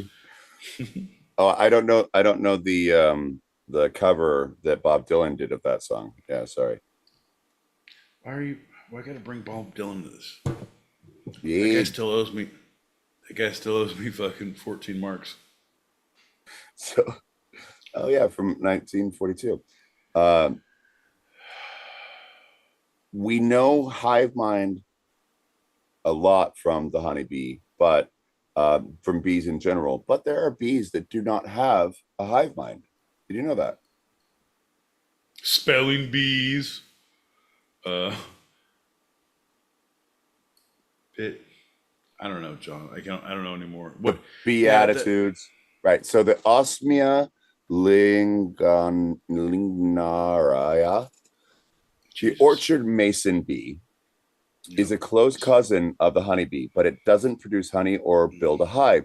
The solitary insect makes its nest in mud holes, and the orchard mason bees are great pollinators, especially for fruit trees and berry fields.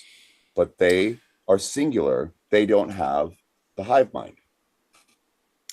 They present like a normal public figure, but deep down, they are a sociopath. They cannot be trusted.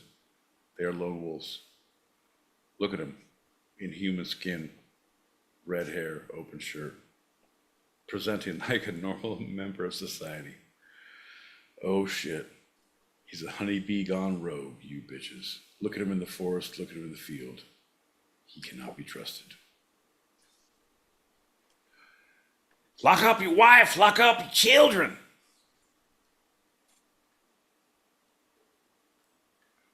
What are you gonna do, John? That's bees. That's a wrap. That's bees part 2, baby.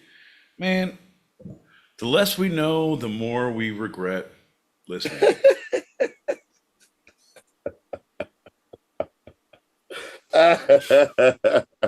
I'm not saying we have a hive mind, my boy Pete. I'm just saying there are hive minds out there.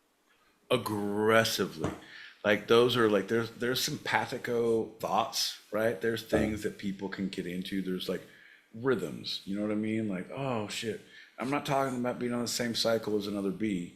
I'm talking about like, oh, like you work together so much. You do shows together, you party together so much, you vacation, whatever the thing is, you know the patterns of people and you fall into these patterns.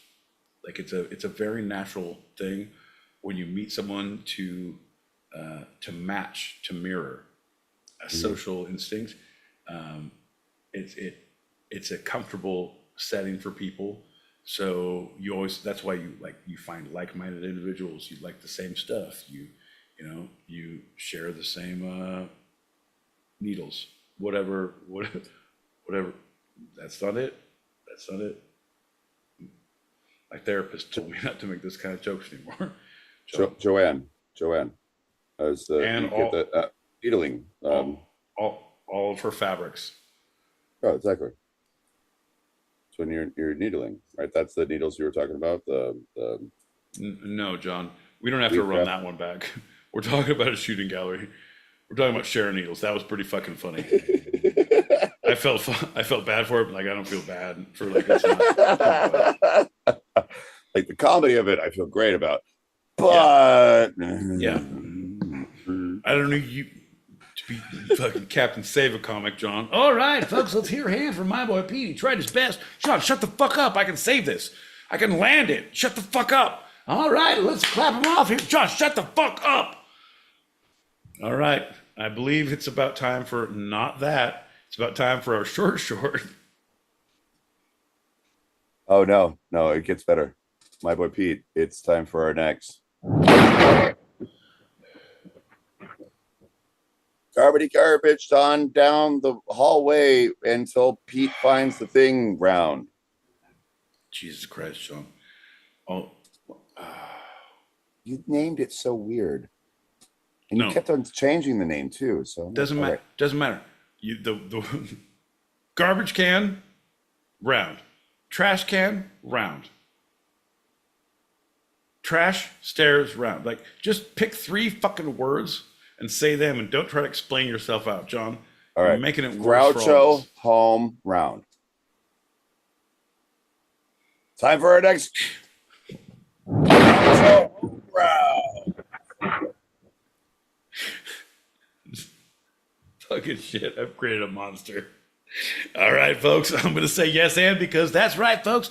It's when John L. Peacock finds Oscar the Grouch at the top of his stairs and says, "No, motherfucker, I'm sending you back to where you belong," and tosses him down the staircase of justice. That's right, when my boy Pete finds him at the end, his old tattered body, and finds the questions that lie around him that have fallen from the can of truth. Well, we'll pick him up and see what we can answer, John. Throw that old bastard on down and let's see what we can pick up. Over to you, John. This is your favorite, newest segment and mine because it's spice-laced answers. No, I'm not fucking with that tonight. No. Yeah, come on. No, man. I got two options for you. No, I know Scorpion. You have 2 options. I'm not trying. You got Reaper.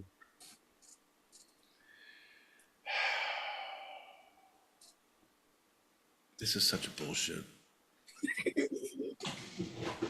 This is such fucking bullshit.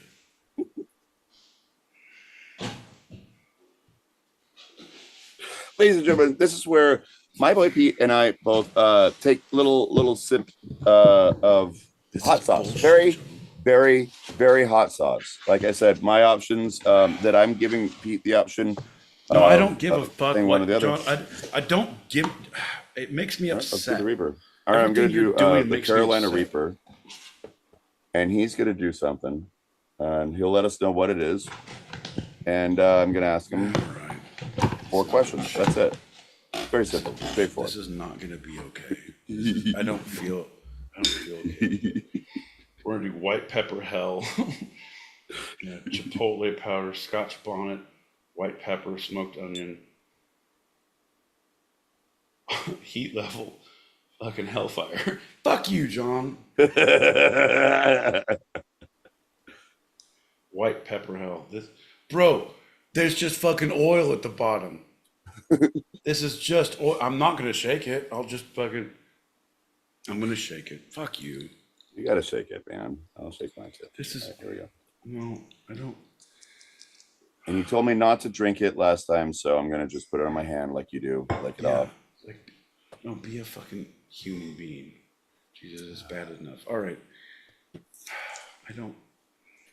This is gonna end poorly. Might. I'm a changed man. Oh. All right. Okay. I don't. John, I only have liquor. And Oh, actually, yeah, I should get. I'm out of ice. All You're right, out of fair enough. ice? Let's fucking. Already? Yeah, well, in my cups. Fuck you. All right. Let's. All right. Hold on. Yeah. All right. Let's do it. I'm ready. I'm ready.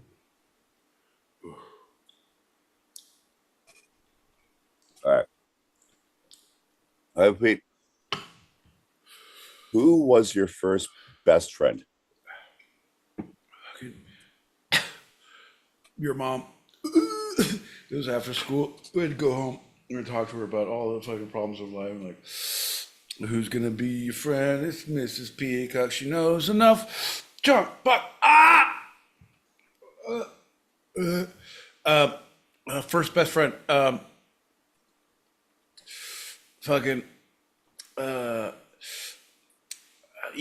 Either fucking Johnny Machado or fucking Herman Ombres. It was right around the same time, like fucking first grade, second grade. Knew those fuckers through like almost fucking high school. Oh, okay. Yours too? No, but I don't want this anymore. I don't want this. You changing it up? No, but no. I don't want to open another one because I have fucking 4 open in my fridge that are delicious. Grab one for the fridge. No, they're delicious and fuck you, they're delicious. And these are like, you want to go hot. I only have a couple hot. Okay. So it's this one. All right. All right. So I'm gonna drink because. Fucking hurry up, motherfucker. All right. Fine. Okay. Fine. All right. Go. Right now. Go. All right. When and or how did you lose touch with this person? What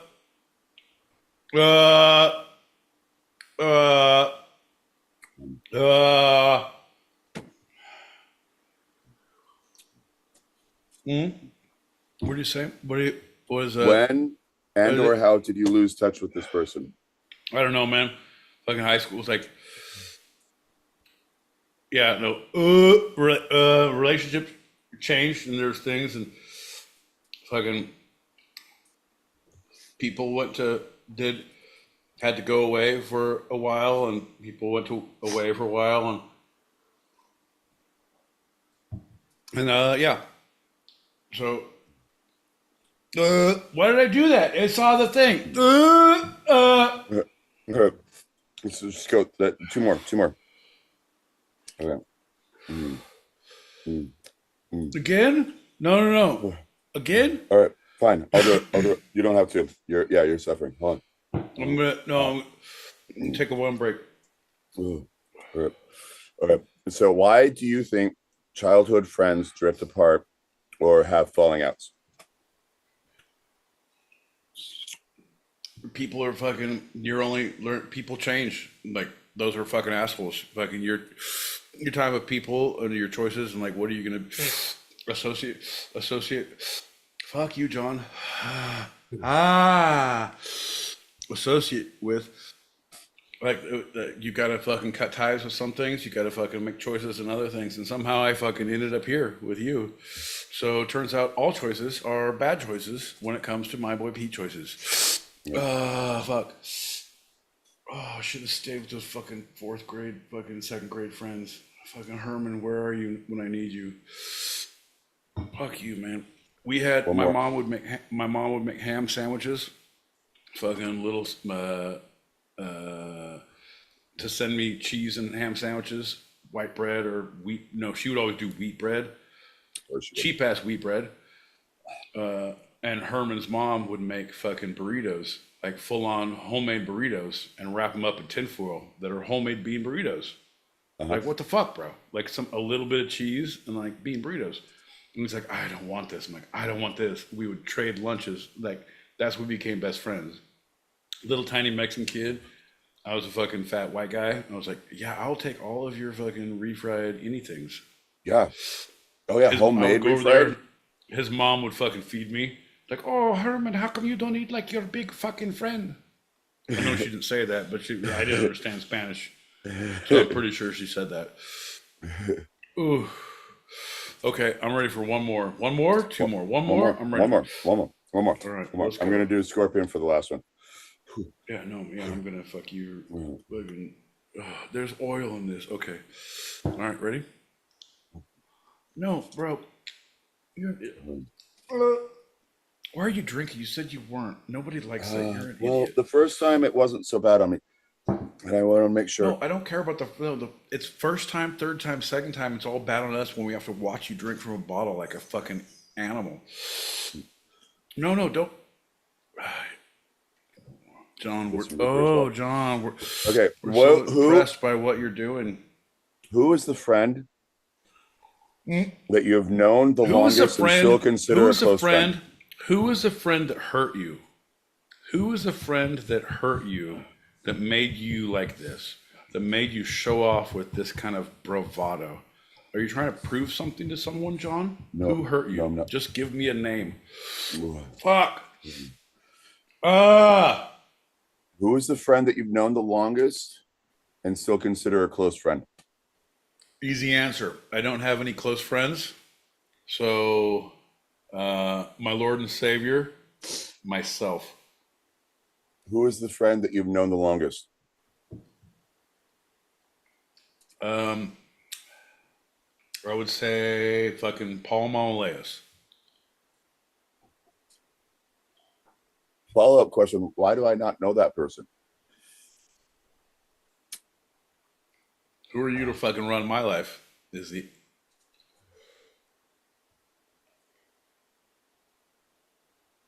Are you shut up? Oh, God, John. I've got no bread. I've got nothing to eat. Fuck! What's your next question? I'm done. That's it. Who do you like? Do you still know Paul? Yeah. Oh, you're so weird. Oh, you're so weird. Why? I don't know. I'm just saying that. Are we done with the segment? You're driving the ship all the way to the scene of the crime.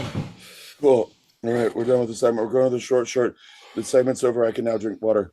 Oh, now you have rules for yourself. Fuck you. Who cares about your water? Move on to the segment. Oh, God. It's a short. Tell them about the short. I'm perfectly fine now. You do it. I'm not. Then you're fine. Then you go. All right. Well, the short is I put 5 minutes on the clock. I'll introduce the segment as precise as possible, read excerpts from a single source, and we talk till the timer goes off. Yeah.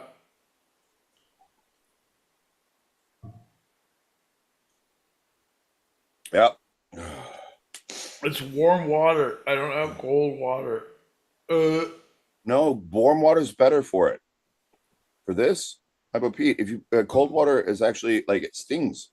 What are we talking about? Ice? Okay, fuck your couch, John. I would kill a fucking hobo for a box of ice right now. I would fucking drop kick a fucking fill in the blank of something offensive here, and I would do it for a little bit of fucking cold reprieve.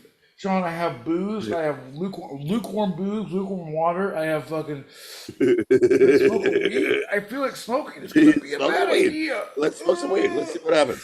No, fucking do the segment. I'm gonna fucking figure out my life on my own, Joe. You already led me astray. Sean, shut the fuck up and do the segment. All right. The title of this single source is World Bee Day 2025. Here we go. Oh, fuck those fucking bee people, man. But their hive-like mind thinking, John, It's World Bee Day 2025. My boy Pete, it's today. It's the 20th of May. Oh, color me they fucking have- surprised in your fucking timing, John. Okay, I'm fucking smoking. I don't care. I'll try it. They have a theme. They have a theme. Yeah. This is from the Pollinate United and propagate. Fornicate or foscate. So the United Nations is the one who made this, and they create the theme each year. And this year's theme for today or yesterday, depending on who you are, 20th. Become. Is it in you? Become. Get some today. Not too far up, my boy Pete. Be Little nut inside you. Sorry. Sorry. Be inspired by nature to nourish us all. BEE, inspired by nature to nourish us all. And for those watching on the tubes, here's the official thing for this year. World Bee Day. Fuck that. John, that's not how I want to celebrate my 520. How do you want to celebrate your 520? Just like I do every month after our good friend's birthday. So, again, from the United Nations, this year's theme, be inspired. Steve Perry. It's like we have a hive mind. It's like I finish your burrito and you finish my horrible ham sandwich or whatever it was. Be inspired by nature to nourish us all. Highlights the critical roles bees and other pollinators play in agri-food systems and the health of our planet's ecosystems. Indeed, pollinators are increasingly threatened by habitat loss, unsustainable agricultural practices, climate change, and pollution. Their decline jeopardizes food production, increases costs, and exacerbates food insecurity, particularly for rural communities. Yeah, man. We ain't having enough kids. People ain't pollinating enough, John. That's what I've been saying. So what I need everybody to do is commit to go out to the club at least 1 to 2 nights a week, have a couple drinks, and fucking figure some shit out. Let's pollinate the world. Pollinators unite. Pollination is essential for agri-food systems, supporting the production of more than 75% of the world's crops, including fruits, vegetables, nuts, and seeds. In addition to increasing crop yields, pollinators improve food quality and diversity. Yeah, no, I know. That's great. That we all know that if bees went away, the entire ecosystem would fall because nothing would pollinate, nothing would grow. So then other species would die out because they couldn't eat the grass and the leaves and the trees. And then the carnivores would die because they have no food to eat. And then people would die and things would die and the atmosphere and the ozone would die. Like, yeah, it's a whole thing. So bees are like the linchpin, which is pretty fucked up, John, which is pretty fucked up. Man, I'm telling you what, if you tried to make this universe in like Sims, like, no, the whole linchpin, these little fucking things that don't have a leader. Easy there, Javier. We know you're fucking run shit with the workers. And if you fucking nut or stink, you die. So it's going to have to be like a fucking San Fernando porn shoot in your queen's lair 24/7. Just fucking bee batter everywhere.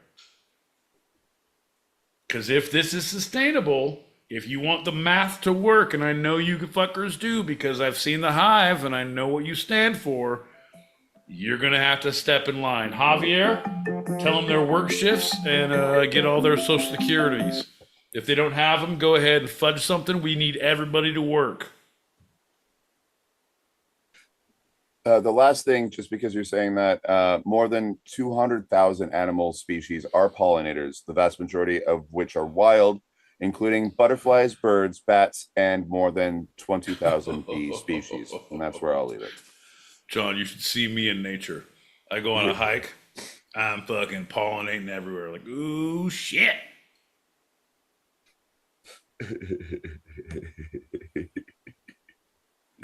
If you ain't marking, you ain't living, John. That's just how I see it. It's I mean, it's a good way to see it, really. Survival of the horniest. Yep.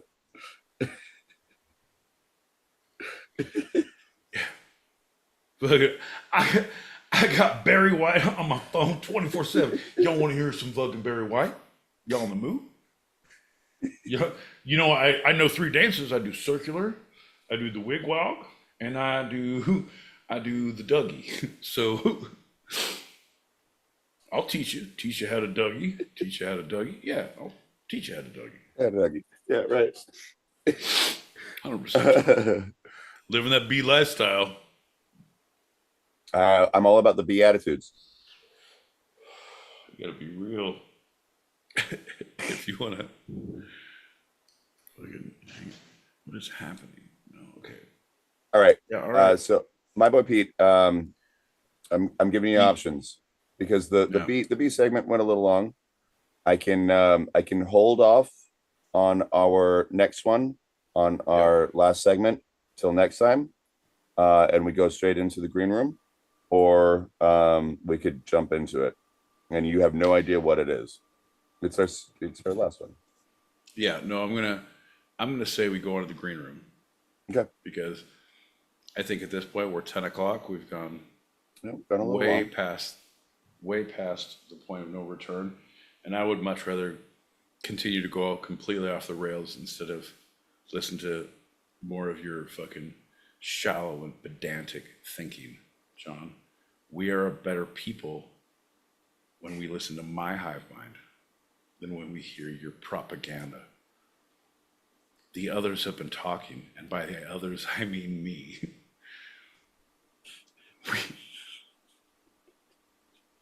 Everybody in unison. We would like to go to the green room now, John. All right. Well, the sources for this episode of Two Sided have been first segments msn.com, B Culture, and BInspiredGoods.com.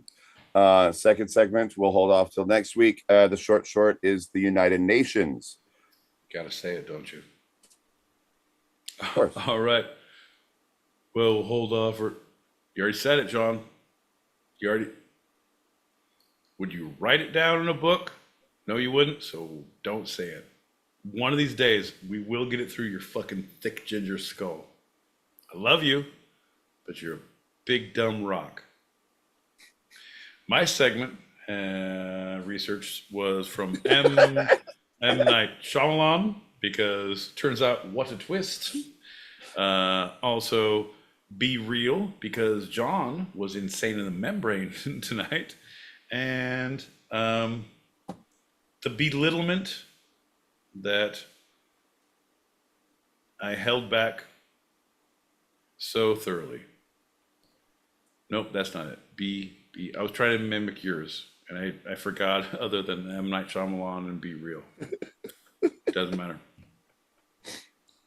Well, now it's time for your favorite game and mine, which actually doesn't make any sense. My boy Pete, what's the through line?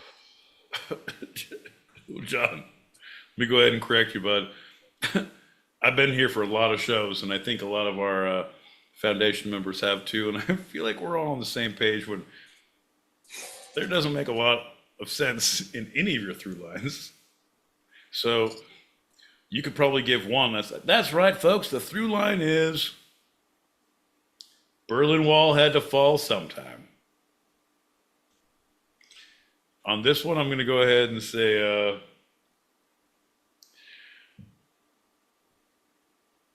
It's true what they said in the Muppet Sex Scandal documentary. There's a little animal in all of us. You better fall in line and get with the program. That's right, my boy Pete. There are more things in heaven and earth, Horatio, than are dreamt of in your philosophy. Oh, I'm so glad we skipped that. It was going to be some Shakespeare bullshit. Folks, if you like what you heard, if you can't believe what you've seen, if you don't understand what you're listening to and you don't understand while I'm talking like, woo! The liquid you. Because it's a Doppler effect, John. That's not it. There'll be a Doppler effect. John, that's not it. Folks, if you don't understand where this bit's going, well, God damn it, neither do I. But folks, if you like it and you want more, do you like it? Hey girl, do you like it? Hey boy, tell your friends. We'll be here next week. Tell your friends, tell your coworkers, tell your parole officer. 8 p.m. Pacific, 11 p.m. Eastern. That's right, folks. That's 4 a.m. Greenwich sandwich time if you happen to be across the pond. But before we get out of this episode, is there anything from it that you'd like to take a second glance at, a second look, a second thought, a second opinion? This is Pete's Retraction Corner. First off, yes, John. I'm glad you asked because, number one, I need to learn the format of the show. In my defense, the format was flawed because we did skip the last. However, I should know and I should be shutting up at these times when you say the things and I wait for the end. However, I blew both barrels and I will wait for the end and I will slowly count out and crawl in the corner. So that is what I regret. I will listen and learn. Grab yourself a shot as I speak through my last little, scripty thing. Well, thanks for listening, everybody. We have our open chat show continuing for those listening live on the Stereo app or watching live on YouTube. So if you are here now, regardless of the platform, stick around. And if you're hearing this later and want to join us for in the green room for after show wind downs or want to throw some topics out there, email two-sidedpod@gmail.com. That's TWO sidedpod@gmail.com. Cheers, buddy. Cheers, pal. Bing, bing, I got him. That's a wrap for tonight. I'm John L. Peacock out in Brooklyn, New York. I'm my boy Pete, learning the lesson in Southern California. And this was our show. You can eavesdrop wherever you get your podcasts and even join us live, both on our YouTube channel, handle @2sidedpod, all one word, and the Stereo app every Tuesday, 8 p.m. Pacific, 11 p.m. Eastern, as we talk about the two sides of life, the serious and the fun, here on Two Sided. Love you, Pete. Love you, John. I will see you in 2 seconds. Everybody stick around.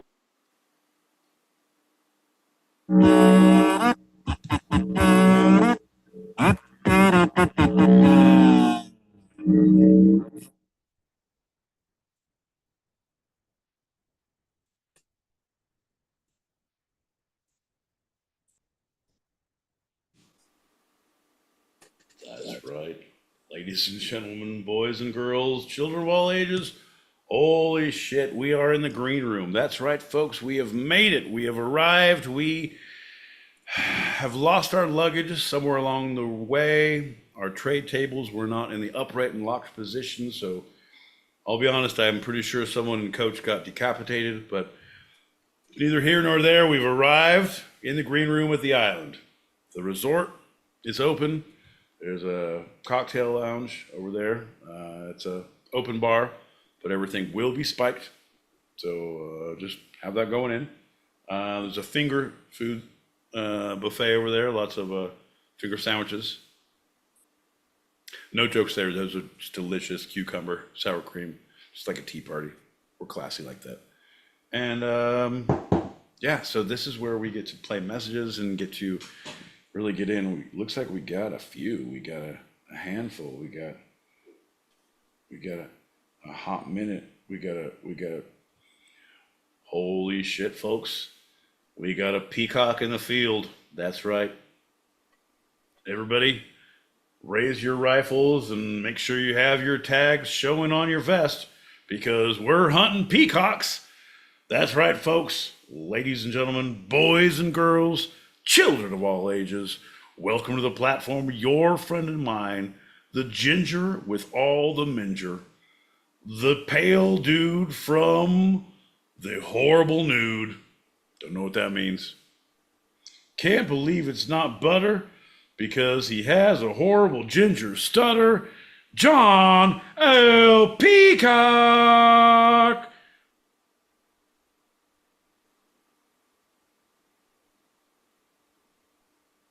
Bow, bow, bow, bow, bow. John, don't touch the mic. John. Stop. Stop touching. Baba boy, Baba boy. I'm sorry, folks. John likes to. Oh, Dr. Sayers. I am your father. John, doesn't matter. All right. Play some messages. I'm going to take a break. I'll be right back. And Give me the starry thing. I'm going to give you a stern talking to. And I'm going to give you a fucking ass whooping that's going to make your children limp.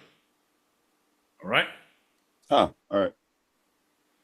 I'm going to knock you so hard your fucking grandkids is going to stutter. Wait. Say a couple more of those. That's funny. I like that when you're mad.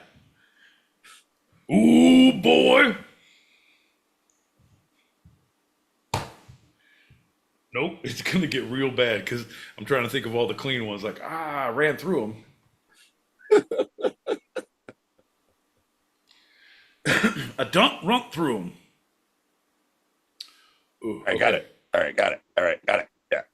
All right, I'll be back. And we're going to play some messages.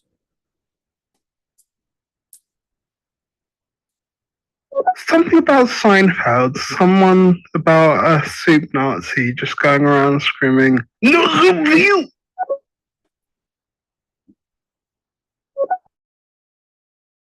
Oh, I didn't breathe.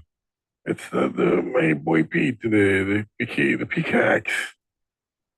Oh man, gee golly, it's been a long time, fellas. It's really great to see you guys still out there, doing your malarkey. I really like all the malarkey you guys do. It makes me full of holes. I mean, not because the worms are eating my eyeballs out or anything. I'm not quite dead yet. Well, I'm kind of dead. But I came back to life just to cut a rug with you guys. I'm so glad you're here. Thank you for having me come in and thinking of die. Right on. Did my boy Pete say fight crumb? We're fighting over crumbs now? Those gosh darn terrorists. Back in my day, 2024, but back in my day, we didn't have tariffs. We had terrorists and bags of discs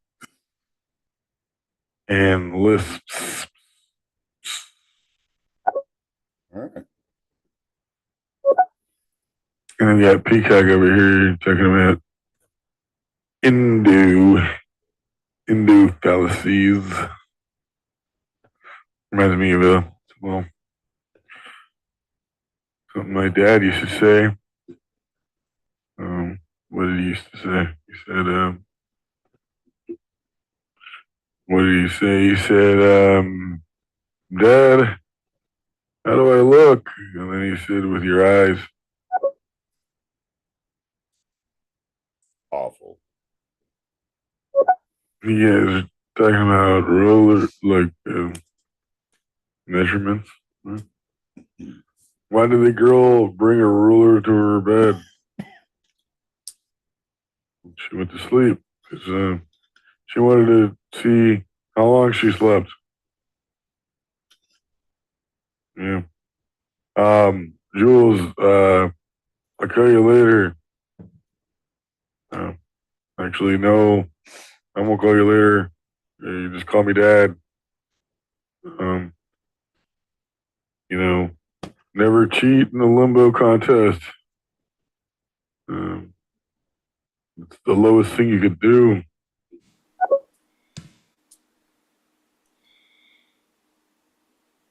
You're not giving anything back, John. You're just fucking playing messages. You're like a goddamn VCR. Do you know how this works? Yes, I do. And I tell you over and over again, I have to do things. And so I was going to come back for that, whether you were coming back or not. But I was going through his series, his 4 series. And I was like, all right, I'll group them together so I don't have to do the weird, awkward. At Klondike 417, Washington 829. Switchboard operator. All right. I'll give you that because so I don't have to do the switchboard operator. Yes. When you said I don't have to do that weird thing, I'm like, John, you don't have to do any of the weird things you do, but you insist on doing all of them. So at this one, I was gonna throw in one more because I wouldn't think you would fucking be anything in your goddamn sack of weird. But apparently, it's the fucking weird that broke the peacock's back. What are you a dromedary or a peacockary? Oh, I'm a peacockary. I'm all plumage, no substance. Dude, we fly. No, I mean, yeah, but you can't eat them. Oh no. I mean, I have, but they're not. It's not nourishing. No, it's not like pigeon. No. Or like game hen. Tuna. Chicken of the sea. Chicken of the sea. The other white, not not to be outdone by a chicken of a biscuit. Shh, you're a biscuit. Holy crap. All right. I know. It's my turn. My turn. Well, here's the deal. Right, I'm going to do my thing, but I'd like you to realize the timing that took place. You said nothing for 3 messages. No. It was 3 messages. 4.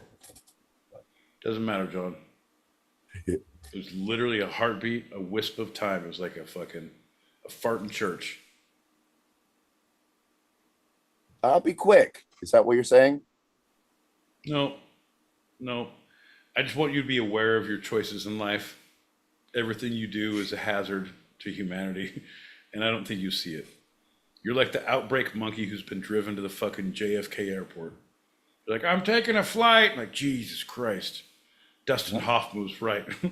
We should have fucking sequestered you when we had the chance. Come here, monkey. Peacock. Come here, peacock. Oh, shit, he boarded. Oh, shit, he has a cocktail. We're fucked. He's business class. Oh, shit. Just call me the AI generation of Bruce Willis. Lord, have mercy. I will never, ever do that. May the heavens fall upon me. May the world crash at my feet, John. That shit will never happen. Hey, you should put up the logo, yeah? Bud? All right, fair enough. You hear me now? Yeah, I know you're here because you're doing the thing. Put up the logo on your side, yeah. Did someone say powerful squirt? Morning, boys. I mean, my radar, my hive mind, it's weird sex, branding, ectopalace, rubber gloves, and say those words. That's the activation code for me to appear. And I'm away on a retreat in Wales at the moment. And guess what? One of my colleagues is an etymologist. So, how very appetite. Let's get some.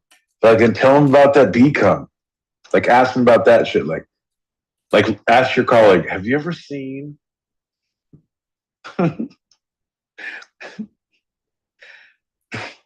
any other animal? Could we have some cocktails and search on your phone for all animals who any Homo erectus or non-Homo erectus? I'll search anything. But let's see something that fucking comes when dying. Dying when come.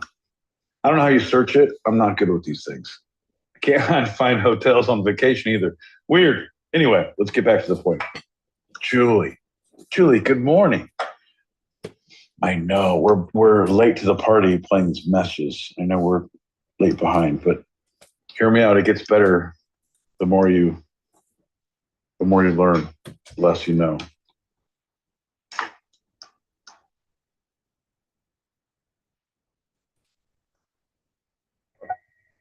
Hi, John. This is all very fascinating.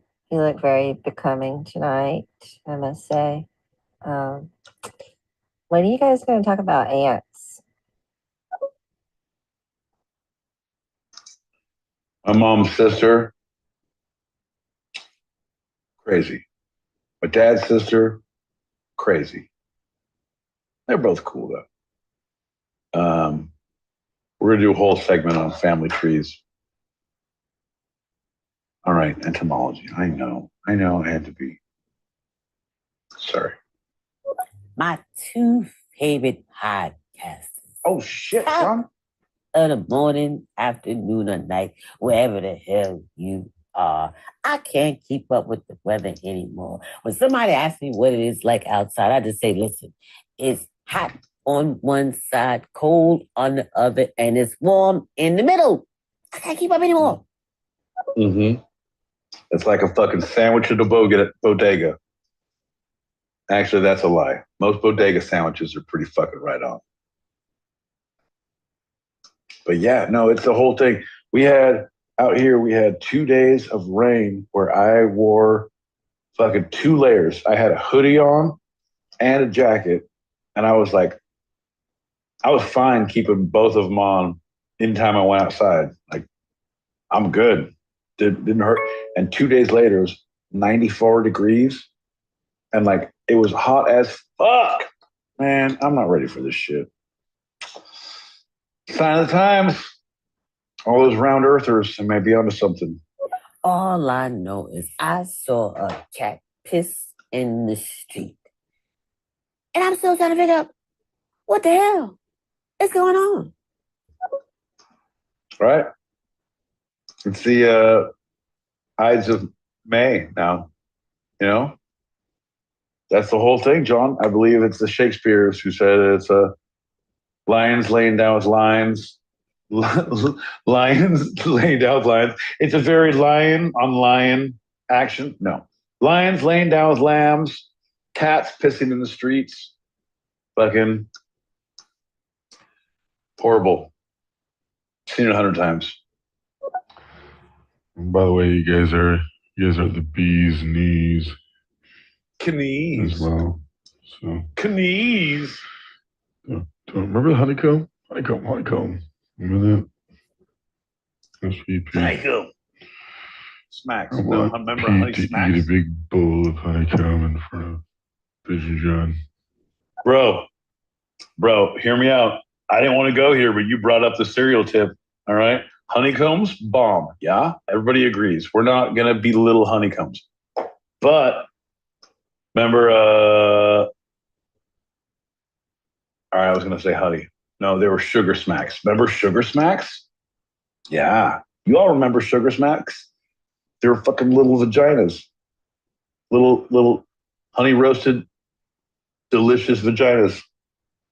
Oh, it was what a beautiful entry in the world of cereal and anatomy that was.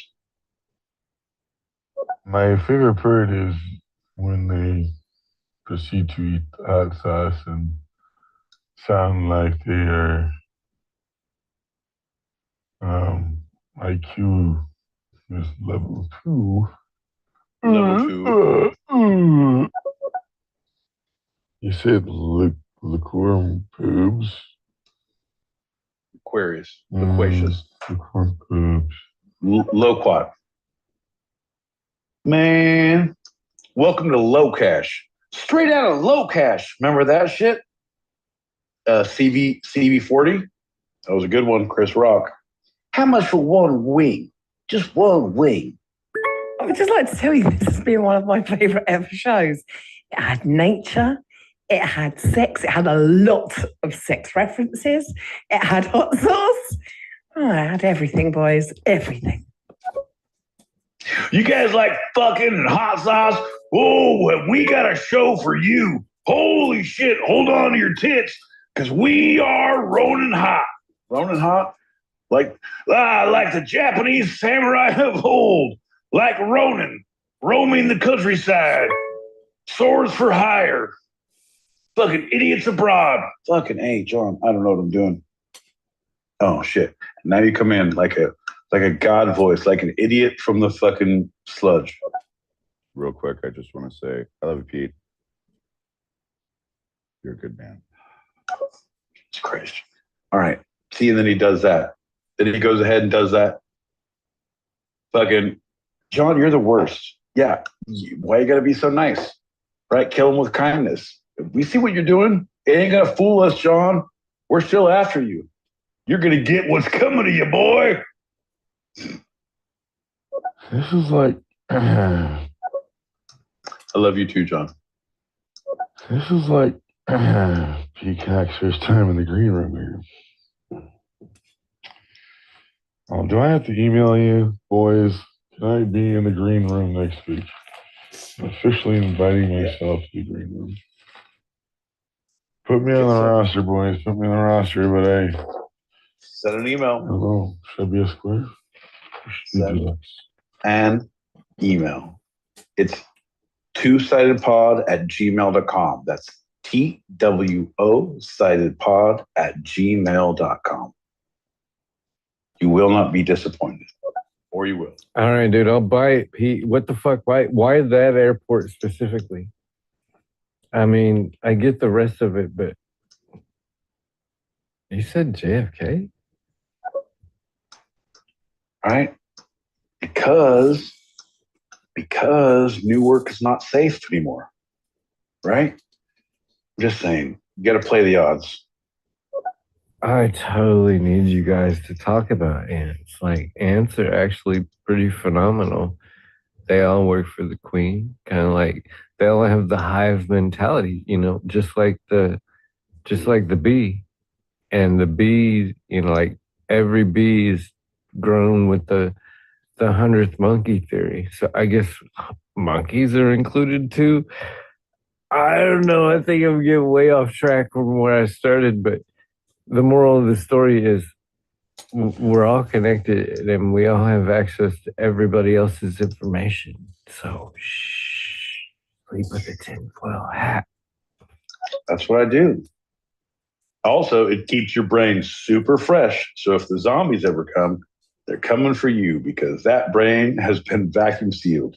Thanks, Ziploc. Keeping brains fresh and aliens away and the government at bay since 1977. Bro, listen to, or Max or whatever the fuck it is now. There's a show, it's a series. There's like 2 seasons, but it's called Green Orgy. I know. I looked at it, I was like, fuck yeah, there's an orgy on this? No. It's not what you think. It's, what's her name? Not Isabella Rossellini, the actor who was big in like the early 90s. And like, she did a couple, anyway, she does this thing because she's married to like an entomologist or a filmmaker or a scientist. Like he's a science guy. Fucking, they're all science guys, whatever. And it's about bugs. And it's like, oh, the hummingbird, the firefly, or the lightning bug, or the cockroach, and she gives, it's like a 12-minute little recap. Like, here's all the facts of this bug, but she does it as she's on like a blue black backdrop or a green screen, and dressed as the bug. So whatever she's doing, she's like, oh, and then the whole thing is to go and mate. And like she'll go and like do full on thrusting, and there'll be like close-ups of fake bee dick going into bee vagina. Like, what the fuck am I watching? But it's so educational. Highly recommend. You know, it's about time we learn about our little insect neighbors and how they procreate. Yeah, 2 jackets, sweating my dankest off. Man, that's just so loose. 2 separate relationships. I'm trying to make sure to get together. Anyways, I got, this little information here for you guys. Go on. If you forget to pay your exes, if you get to pay for your exorcism, you guys get those. I've had a couple of exorcisms in my life. Exorcism. Forget to pay for your exorcism. Exercising. You'll be repossessed. This fucking guy. This fucking guy. Holy shit. This fucking guy. Hey, buddy, get to the point. Fucking exorcism repossessed. Holy shit. Yeah. Possessed. This guy, man. Didn't see him backed into a propeller. That's right. That's lady. Disaster. Disaster. Come on, man. We're better than this. Esquire, we're better than this. I expect more from you. This goes out to my English friends up there in UK. Wink, wink. A ghost was barred from the entry of a local pub. They don't serve spirits there. Here's the deal. We've all been to places like that, and I can tell you, if they don't serve spirits, I'm not going there. It's I'm like I'm an ally when it comes to Casper and all of his friends. He may not be as friendly in person, but he is a ghost nonetheless. But yeah, no, if there's not booze, those places that are like, oh yeah, you can have Long Island or whatever, and like, but it's made the wine-based bullshit when you look at the menu. Like, ugh. Makes me sick. It's horrible. It's horrible. I wanna be the minority. I don't need your authority. Down with the moral majority, 'cause I wanna be the minority on stereo radio. Right now, we're live with the best podcast of all time. You guys, This guy gets it. we have 2 This guy sides. gets it. Everybody has 2 sides, but the best 2 sides are my boy Pete and John. You guys have a great Monday night. Hold stereo. Oh, man. Radio. I want to be the minority. I don't need your authority. Down with the moral majority, 'cause I want to be the minority. Oh, stereo. Radio. Love you guys. Hell yeah, Greg. Radio. Hell yeah, man. Fuck yeah. This guy can do it all. Fuck yeah, brother. Cheers, man. Oh my God. So we don't have sugar smacks in the UK. But when you describe them as tiny vaginas, we do have them, but they're called sugar puffs. And there was did you have the same character called the honey monster, which is a big, like a bee-like furry monster, but with arms and legs. And it would say, tell them about the honey, mommy. No? Anyone? Guys? No! Guys? No! Okay, that seems crazy. Ours was a frog with a hat. And he was like, oh, there's sugar smacks. And he would fucking put fucking drops of honey on these vaginas, and they would become golden brown, like vaginas do. That's the clinical term, golden vaginas. I don't know about you guys, but I'm going on vacation in fucking 10 days, and I expect clear skies and golden vaginas. That's horrible. Bro, come on. We're better than that. Yes, I did remember that one. Do you remember booty juice? That's what I'm saying. Put a tap on it. Booty juice. Give me a holler if you know that's what's up. Booty juice? CB motherfucker 40. Oh. Right? He gets it. Motherfucker gets it. How much if I put my head under the soda fountain? He said you'll be repossessed. But I kind of feel like he was being repossessed while he was leaving the message because wow, that took a long time. And I believe there was a tinge of like, I'm about to fall asleep. I better hurry up and say this before I fall asleep. You must be in Meanwich Greenwich, and you woke up way too early, bro. Go back to bed. They're taking my bed. They're taking my sleep times. They're taking everything from me. I'm working on a new routine. I don't know. I think it's gonna like slack, lag, bro. Comic thing. I'm with you. See, I'm with you. If you have intent, brother, this is a safe space. I am 100% with you. I will protect you. I will shield you. You are under the goddamn protective wing of my boy Pete. Esquire, if you're working on a bit, my man, yeah. If you're going that fucking Stephen Wright, if you're going the fucking Mitch Hedberg, if you're going the bro, 100%. I am with you. Work that shit out, man. It takes time. It takes people. It takes feedback. You know what I mean? Like, comedy does not take place in a vacuum, right? You can think this is the best thing ever, but if it fucking flops, your delivery, but it could be great content. You know what I mean? But it's about what the delivery is. It's now about the timing. Like, is it good content? Yeah, it's great content. Is it timing?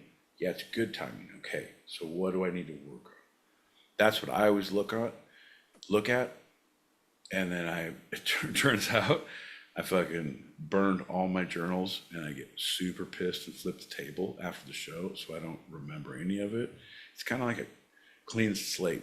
It's not called blacking out. It's called time traveling, and that, John, that is the takeaway. They can't hurt me if I keep my eyes closed. It's not about blacking out. It's about timing. Right. Time traveling. It's about traveling the stage, hitting your marks, and timing. Time traveling. Yeah, that's what I said. Fucking, where's my exit? Right. Stage left, even. Jesus, John, you're a master of timing. You're a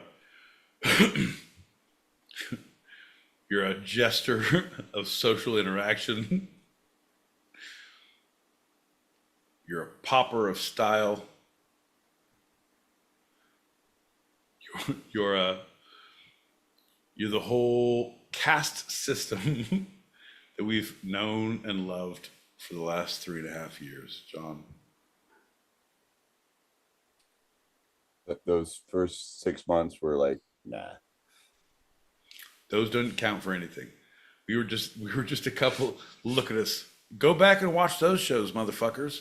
We're a couple of green kids, all shiny and new. John didn't have glasses. I didn't have that deranged look in my eye or a fucking fat face with no beard. It was a better time. What you it was had a better was place. A beard, and what I had was timing. You had a fat face with a beard. God damn it, John. How do I look? Fat and hairy? God damn it. About your ideal weight if you were 7'6". Right. All right. Hey, Mr. Peterson. Fuck you, John. The show turns out I was written off as a character because I kept calling Woody Harrelson John and aggressively trying to fight him. And I wouldn't get out of Norm's seat. Fuck you, Cliff. This is mine. I'm not giving it up to Mr. Peterson. Fuck that guy. I'm fat. I drink. I'm here to party. Let's cheers it up. I want to go where people know my name. Nah, nah, nah, nah.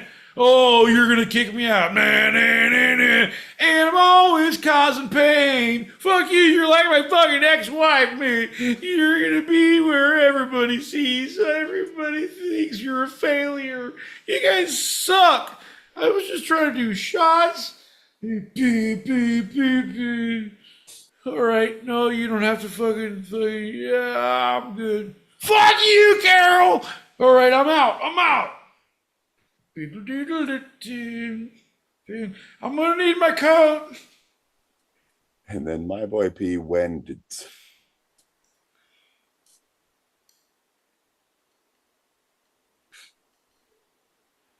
so hard to say yes and to you sometimes. It's just, we just pitched a new spin-off sitcom of a horrible, realistic take of Cheers, of a drunken alcoholic who can't hold his shit together, John. And you're like, well, he went with that, didn't he? Jesus, man. We don't serve spirits here. Fuck you, John. Fuck you, John. All right. Yeah, no. Oh, you're gonna leave another message. I love you, Pete. Yeah, and that's even worse. Let me do my business. Let me handle business. We'll get to that emotional shit later. Business first. Fucking friendship later. I'm gonna talk to Paul about that later. They're like, Paul, this guy's tripping. Do you want to play some more? They keep on wanting to talk for some reason. I'd love to. John, one of my favorite things is talking. I don't know if you've seen this. I've pulled it from any of the calendars I put out, but I'm a big talker. I'm a Gemini who likes long walks on the beach, allergic to shellfish, and also a big talker. Come on, John. Two-sided calendar, 2026. No, fuck that. Oyster. No. Two-sided calendar, 2024. All the dates are fucked. I'm like, yeah, you can't really use it. That's how we got such a great deal on the printing. We figure in actually 7 years, you will be able to use it again. Well, also, John, I want you to know that I fucking skimmed on that. Every page is just a big old picture of one of us, and it just says January. There's no grids or dates on it. February. Like, the people will know what month it is if they turn the calendar at the right time, but we don't give them a clue when that may or may not be. Because, you know, with leap year, the Mayan calendar, and the Incas, John, don't forget about the Incas, we don't want to negate anyone's contribution to the solar, lunar, or the molecular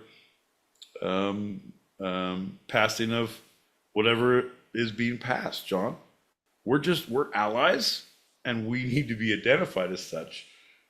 And that's what the calendar from 2023 says. Allies and such. Just fucking a lot of aggressive poses, a lot of fucking a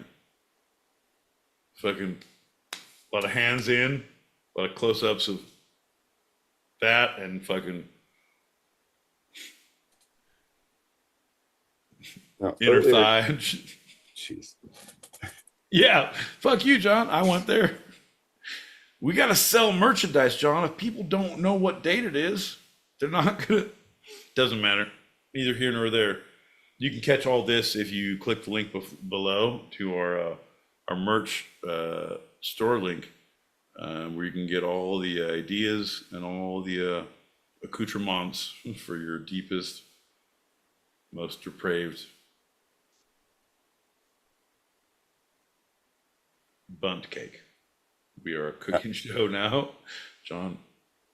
Make sure to click the link below and not the one above, because that link to our merch is just going to give you a virus. 100%. Down below, it's nothing but cakes. Up above, you are fucked.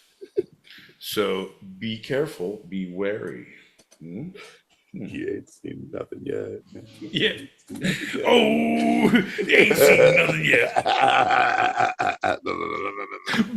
Decided on Tuesday, duct tape. Keep on crying, no one's hear your screams. Boom, boom.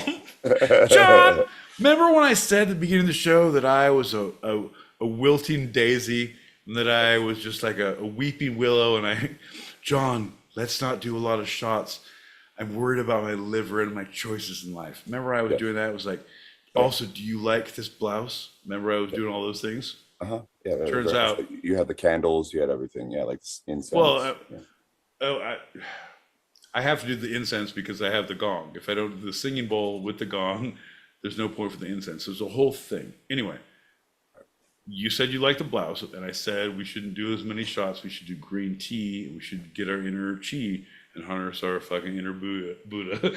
Fucking jiggle that fucking chubby motherfucker. You like that Buddha? Ooh, who's a chubby Buddha? Right? Hear me out. So happy. Oh, you gotta fucking pick him up, but you can't because it hurts your back. My ass sciatica's back. L3, you guys get it, right? Anyway, if I wasn't, fucking this Buddha would be all up in here. You're lucky, Buddha. Next time. Anyway, John, I believe I was saying, I don't think we should not do more shots. I'm thinking we should possibly do some messages, possibly do some shots, possibly think our life choices through and kind of come to a conclusion of what we can do better, what we won't do better, and what we will try to deflect if people suggest that we can do better. You know what I mean? Yeah. It's like identify, defensively deflect. Yeah. Wait, what? Yeah. This could be a problem. So therefore, I'm going to come up with things to say when people bring it up. Yeah, well, the fucking sun was in my eyes. Yeah, well, this was a day the internet went out and I didn't feel it was within the fucking 30 minutes that my glasses were at Lens Crafters. And then I had also astigmatism in this eye and then a sty in this eye. It was a very busy day at the mall.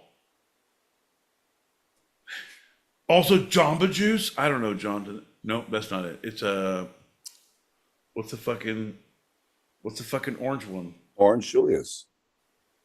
Fucking, I was at Orange Julius, and this fucking kid bit me, so I had to go and get a fucking tetanus shot. Have you ever been beaten by a child or a beaver?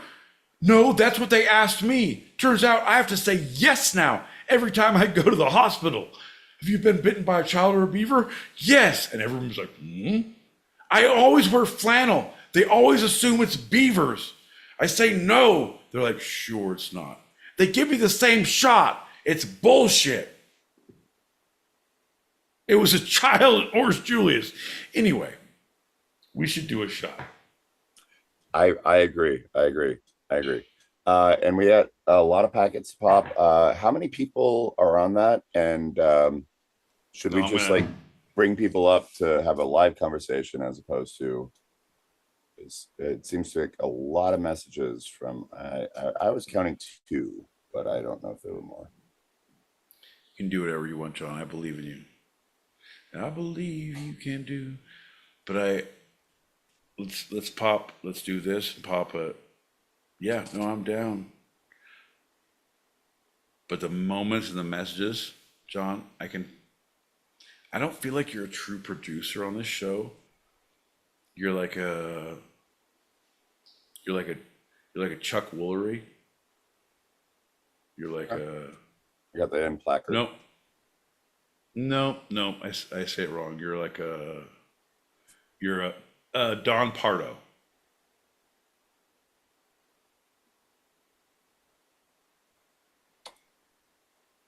Hey, I don't know what these producers are doing, but I'm just going to read my placards. Here we go. John, production. Production is everything. Didn't we get ourselves a producer and then he kind of like semi-ghosted us? He was like, yeah. Wow. No, I disagree. 100% disagree. If you would actually look at the emails and see things and see the things that have been provided in things that we're not using, yeah, I think you would be pleasantly pleasant. But until then, let's do a shot, buddy. Let's do a shot. Is that ready? Yeah, that's ready. Bink. Okay. I'm going to jump through some because we're at 11. Right. I want to introduce you to something, but that'll be after you jump through a few. Jesus Christ, you're going to... This is my conjoined twin, Stephen. Hey, you can just call me Quago. No, that's against your people. Don't say that, Stephen. Fuck you, John. We don't talk. Actually thought we were going to get somewhere and do things with our lives, and now I'm eating a bowl of chili at midnight, wondering what it's going to be like when I'm sitting on a hollow log. I can't really. Dude, Casper's helpful. Like if you're in a pinch, he'll do some household chores if you need. Like you have to really believe that he's there and that he wants to help. And then, poof, floor mopped. Like weird. Boom, bitch. Like Boom. listening to this, and Don't it say it. reminds me of this like old TV shows, like Greg coming in. Okay. We got the Peacock and Greg. the PD, the poet, the boy in that square that's going effing. Okay, I'm gonna stop. Greg. Huh. There's Chrissy. Ooh. Ah. You telling me the Honey Smacks guys has a porn series, Pete? Bro. Oh my goodness! Like I feel like I've been sheltered. Yeah. I've never been exposed to said Honey It's a rough Smacks road. You can't. pornography. You can't. Dig 'em. Dig 'em porn. Dig up in there and get it. Bro, they look like little vaginas, man. It's not my world. I'm trying to live. I need more information. It's a rough road we fucking traverse here at the Two-Sided every Tuesday, 8 p.m. Pacific, at like 11 p.m. Eastern. John, we can barely say our words at this point, 4 a.m. Greenwich Mean, which is sandwich time on Wednesday mornings if you're across the pond. John, we can barely hold fast, John. We can barely toe the line. John, don't shoot till you see the stupidity in their eyes. John, 100%. I dig them. It's rough, but also next time you're in the store, look at the fucking box. I promise you, it's prominently displayed the puffed wheat delight that is in their box. It's a bunch of you-know-whats. When I was a dancer, go on. I used to wear my one piece. There's Toucan Sam from Fruity Loops, and Toucan Sam just follows his nose, and that's when I might bust my nose on people. Hey-o. Hey-o. This guy. One Piece is a tube top It's a lot of fucking stretching I got to get into to get it on. And I ain't going to pull it off till my shift is done. My name's Toucan Sam. And I'm here, goddamn. Don't know how that's going to work in the flyers, but put it on the thing. I'm here to shake my fucking beak, baby. Definitely called it. Doing a little bit of Mitch and Steve, just kind of that drag kind of thing, because you don't see that too much anymore. But almost like I'm confused at the same time. I think it's pretty fun, but people really get annoyed with it because no one has attention spans anymore. And that's the best part. My fun is watching people squirm, and they're like, god dang, it just brings me so much pleasure to torture somebody. It is so good. And a whole audience. That'd be so wonderful. No, I'm saying this guy gets it. Fucking bits, man. Fucking F squared gets it. Right? That's like something to remember, John. Like, and I know you do, but I feel like, I don't know, but again, I've learned so much. I've learned about acceptance. I've learned about comedy that I don't understand and don't like initially, and then just fucking sit in it, right? Let it fucking wash over you like fucking, ugh. And you're going to hate 35, 40 minutes. You might hate a couple hours. But if everyone, like, give it a chance, you're going to see if it's a movement, if there's a thing. It's just like, John, movies. Like, there's comedy movies that we love now that I've hated. I hated the first time. I hated the second time. Like, no, you got to watch it. Like, oh, shit. There it is. There it fucking is. Now I see the pull. Now I see what it is. Right? And you have to give those things time to breathe. Yeah. You know what I mean? Yeah. And hear me out, John. I give room, motherfucker, but I don't give all the room. Hey, it ain't, you got, right?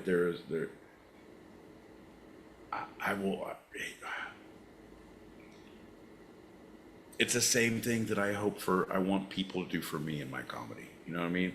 I want people to do the home movies I've made and released. It's a revenge porn against myself. It's a lot of things in a full length mirror in black socks on my tippy toes, but I've released it.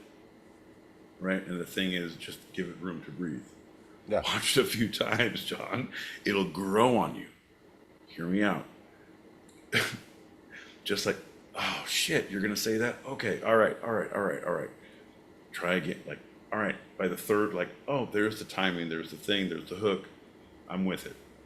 But there's things that are not for everybody. There are movies that are not for everybody, right? Sure. There's comedy bits that are, John, I don't know if you knew this. I have a mother. Oh. I know. I'm aware of this. Apparently, I have a father as well. Doesn't matter. Right. Oh. World is a crazy place. But I have to edit myself. But sometimes I'm like,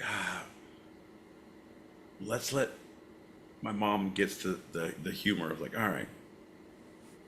He's not gonna. All right. Oh. See what I mean? Wait, like you're supposed let to it breathe. change your humor and or like code switch in the way you speak around certain people that you're close to, like your mother, Yes. father, or grandma. For those who have them. I like to call them my earth parents, John. Do you call it to them? Well, only if they try to touch. See, that's where you need to code switch a little more. See, penalties will be entoed. Penalties will be penalties. Words, enunciation, penalties. John, all right, slippery so slope. Right. So some comedy's not for everybody. You said. I have a feeling that because of the ephemeral nature of the art of comedy, that all comedy is not for everyone. Right. If you're talking about safe and unsafe, quote unquote. But some comedy is for anyone. Yes. Right. Yes. But also, most comedy is for somebody. And John, I feel like that can kind of get us through all the hard times when we need to. So let's focus on that. You know what I mean? Yeah. Right. Right. Okay. Yeah. No, I get that. Wait. Say it again. Satire. Satire is one that there's a swath of people who are like, this is it. This is the best comedy, and there's a swath of people who are like, that's bad, because they don't get the satire within the comedy, and so they don't get the comedy, and so they see it for face value, and they're like, oh, this is all people being horrible or like jokes, right? So that's a major one. Are you satirical, my boy Pete? I'm more of like a snuff comedian.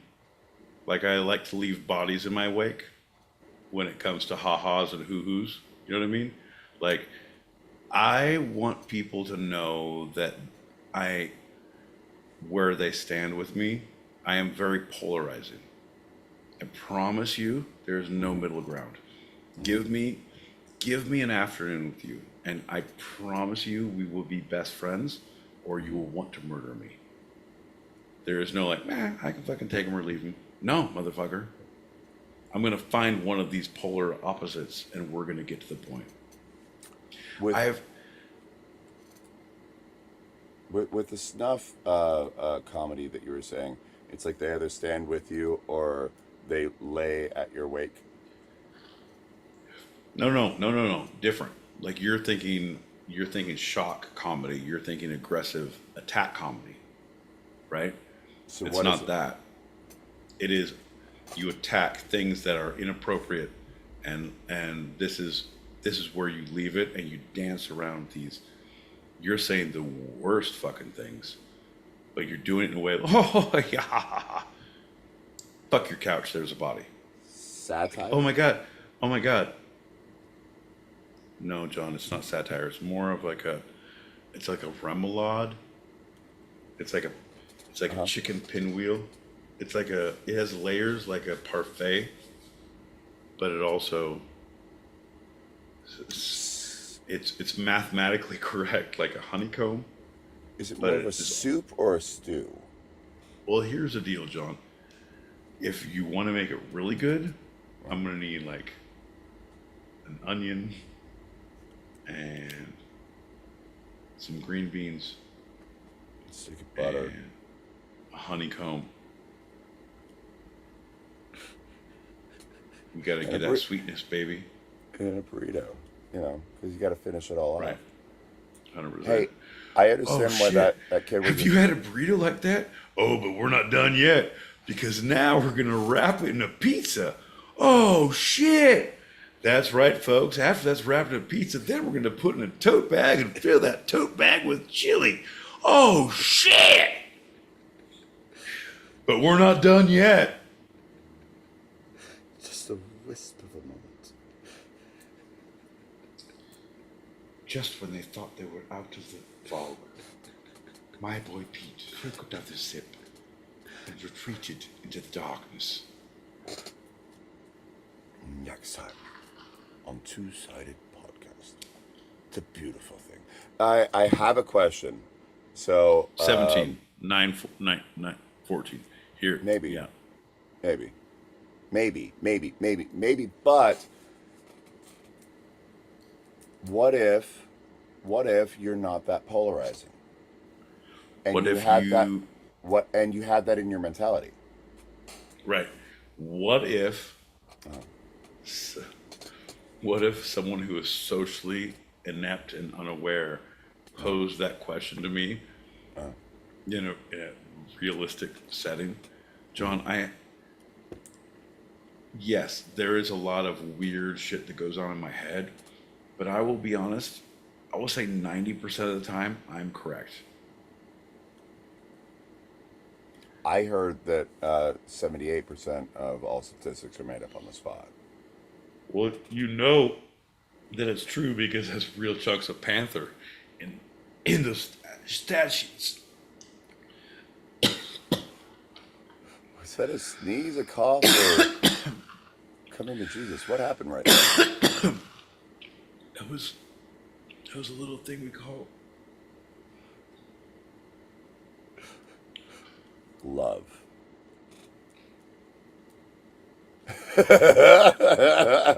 One love, apparently. Hive Pete just throwing one finger up for those watching YouTube. One love.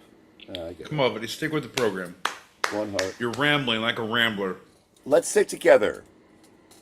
No, It'll be man. all right, Pete. It'll be Nope, all right. I ain't having it. I ain't having it. Oh, you get high with little help your friends? Oh, but when your friends are fucking busy, how are you gonna get high? No, I get high by myself, and my friends come around and we fucking get down too. Fuck you, John. I pay my own bills. I got my own insurance. I have a fucking key to the drug locker at the hospital. Fuck you, John. I'm an adult. All right. Ladies and gentlemen, we're looking through a glass onion.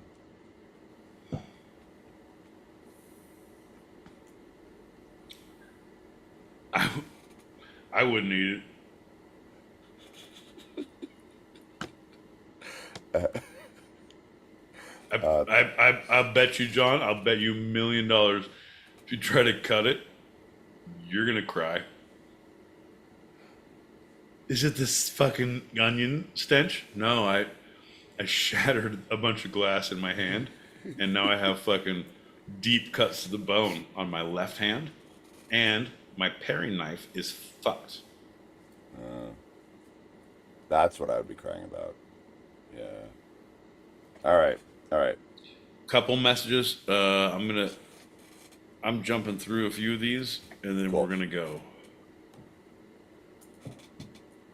Yes, sir. Yes, sir. 3 bags full. I mean, fucking, yeah. Cheers, bro. Bring it. Cheers to you. Cheers to everybody in the audience. Like, if you haven't, you need to.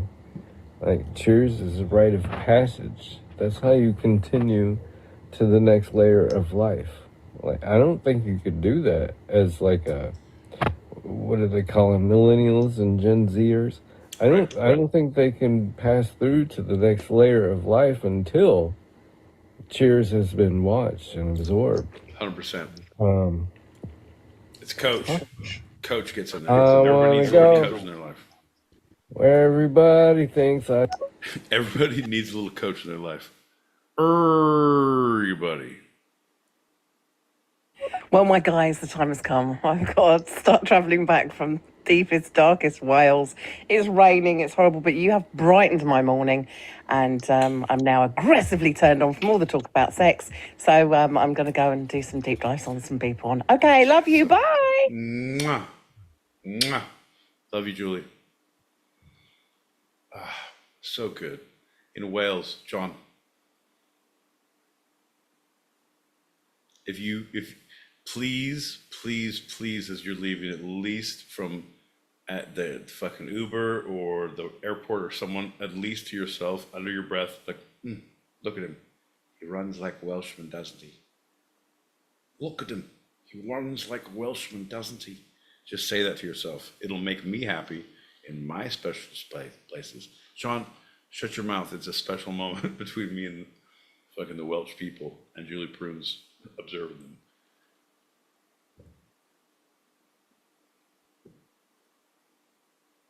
A lot of people like to, to drink to forget. I drink a lot so I can remember things like, I remember how I lost my keys. Ayo. Ayo. It'll happen. It will happen. And everybody knows you're down on your luck. Bum, bum, I want to bum, go bum. where motherfuckers know our struggles are all the same. I want to go where everybody's high and fucked up as I am. It's about time. It's about time someone pulls it in. Two-sided. Hell yeah. All right, two more. I'm doing this one, the last one. Can we just get John just a little nice golden nipple ring? Ew. Tassel on it. Whoa. Be a rabbit's foot. This guy. I don't know what you guys think. No, I say no because he would fucking permanently project it, and we don't need that in our lives. You say it now as a fucking funny joke. He'll go get pierced and bring that shit to the party next week, 8 p.m. Pacific, 11 p.m. Eastern. Tuesdays, motherfucker. That's right. Unless you're across the pond, then it's Wednesdays, 4 a.m. Greenwich sandwich time. All right. That's Square. I love you. We gotta get going. I'm gonna play the last one. Also dancing with the devil, but he's got like a wooden peg leg, and then he's like kind of pulling their nipples at the same time. But then you're saying, no, don't pull out my nipples. And then he's like, well. And you're like, okay. And then he gets whipped cream. And then somebody forgot to bring the wipes, so it gets a little stingy. And then someone laughs. So it's the old adage, John. The devil went down to Tallahassee. No. You heard that song before. There's no fiddle. There's just a lot of whippets.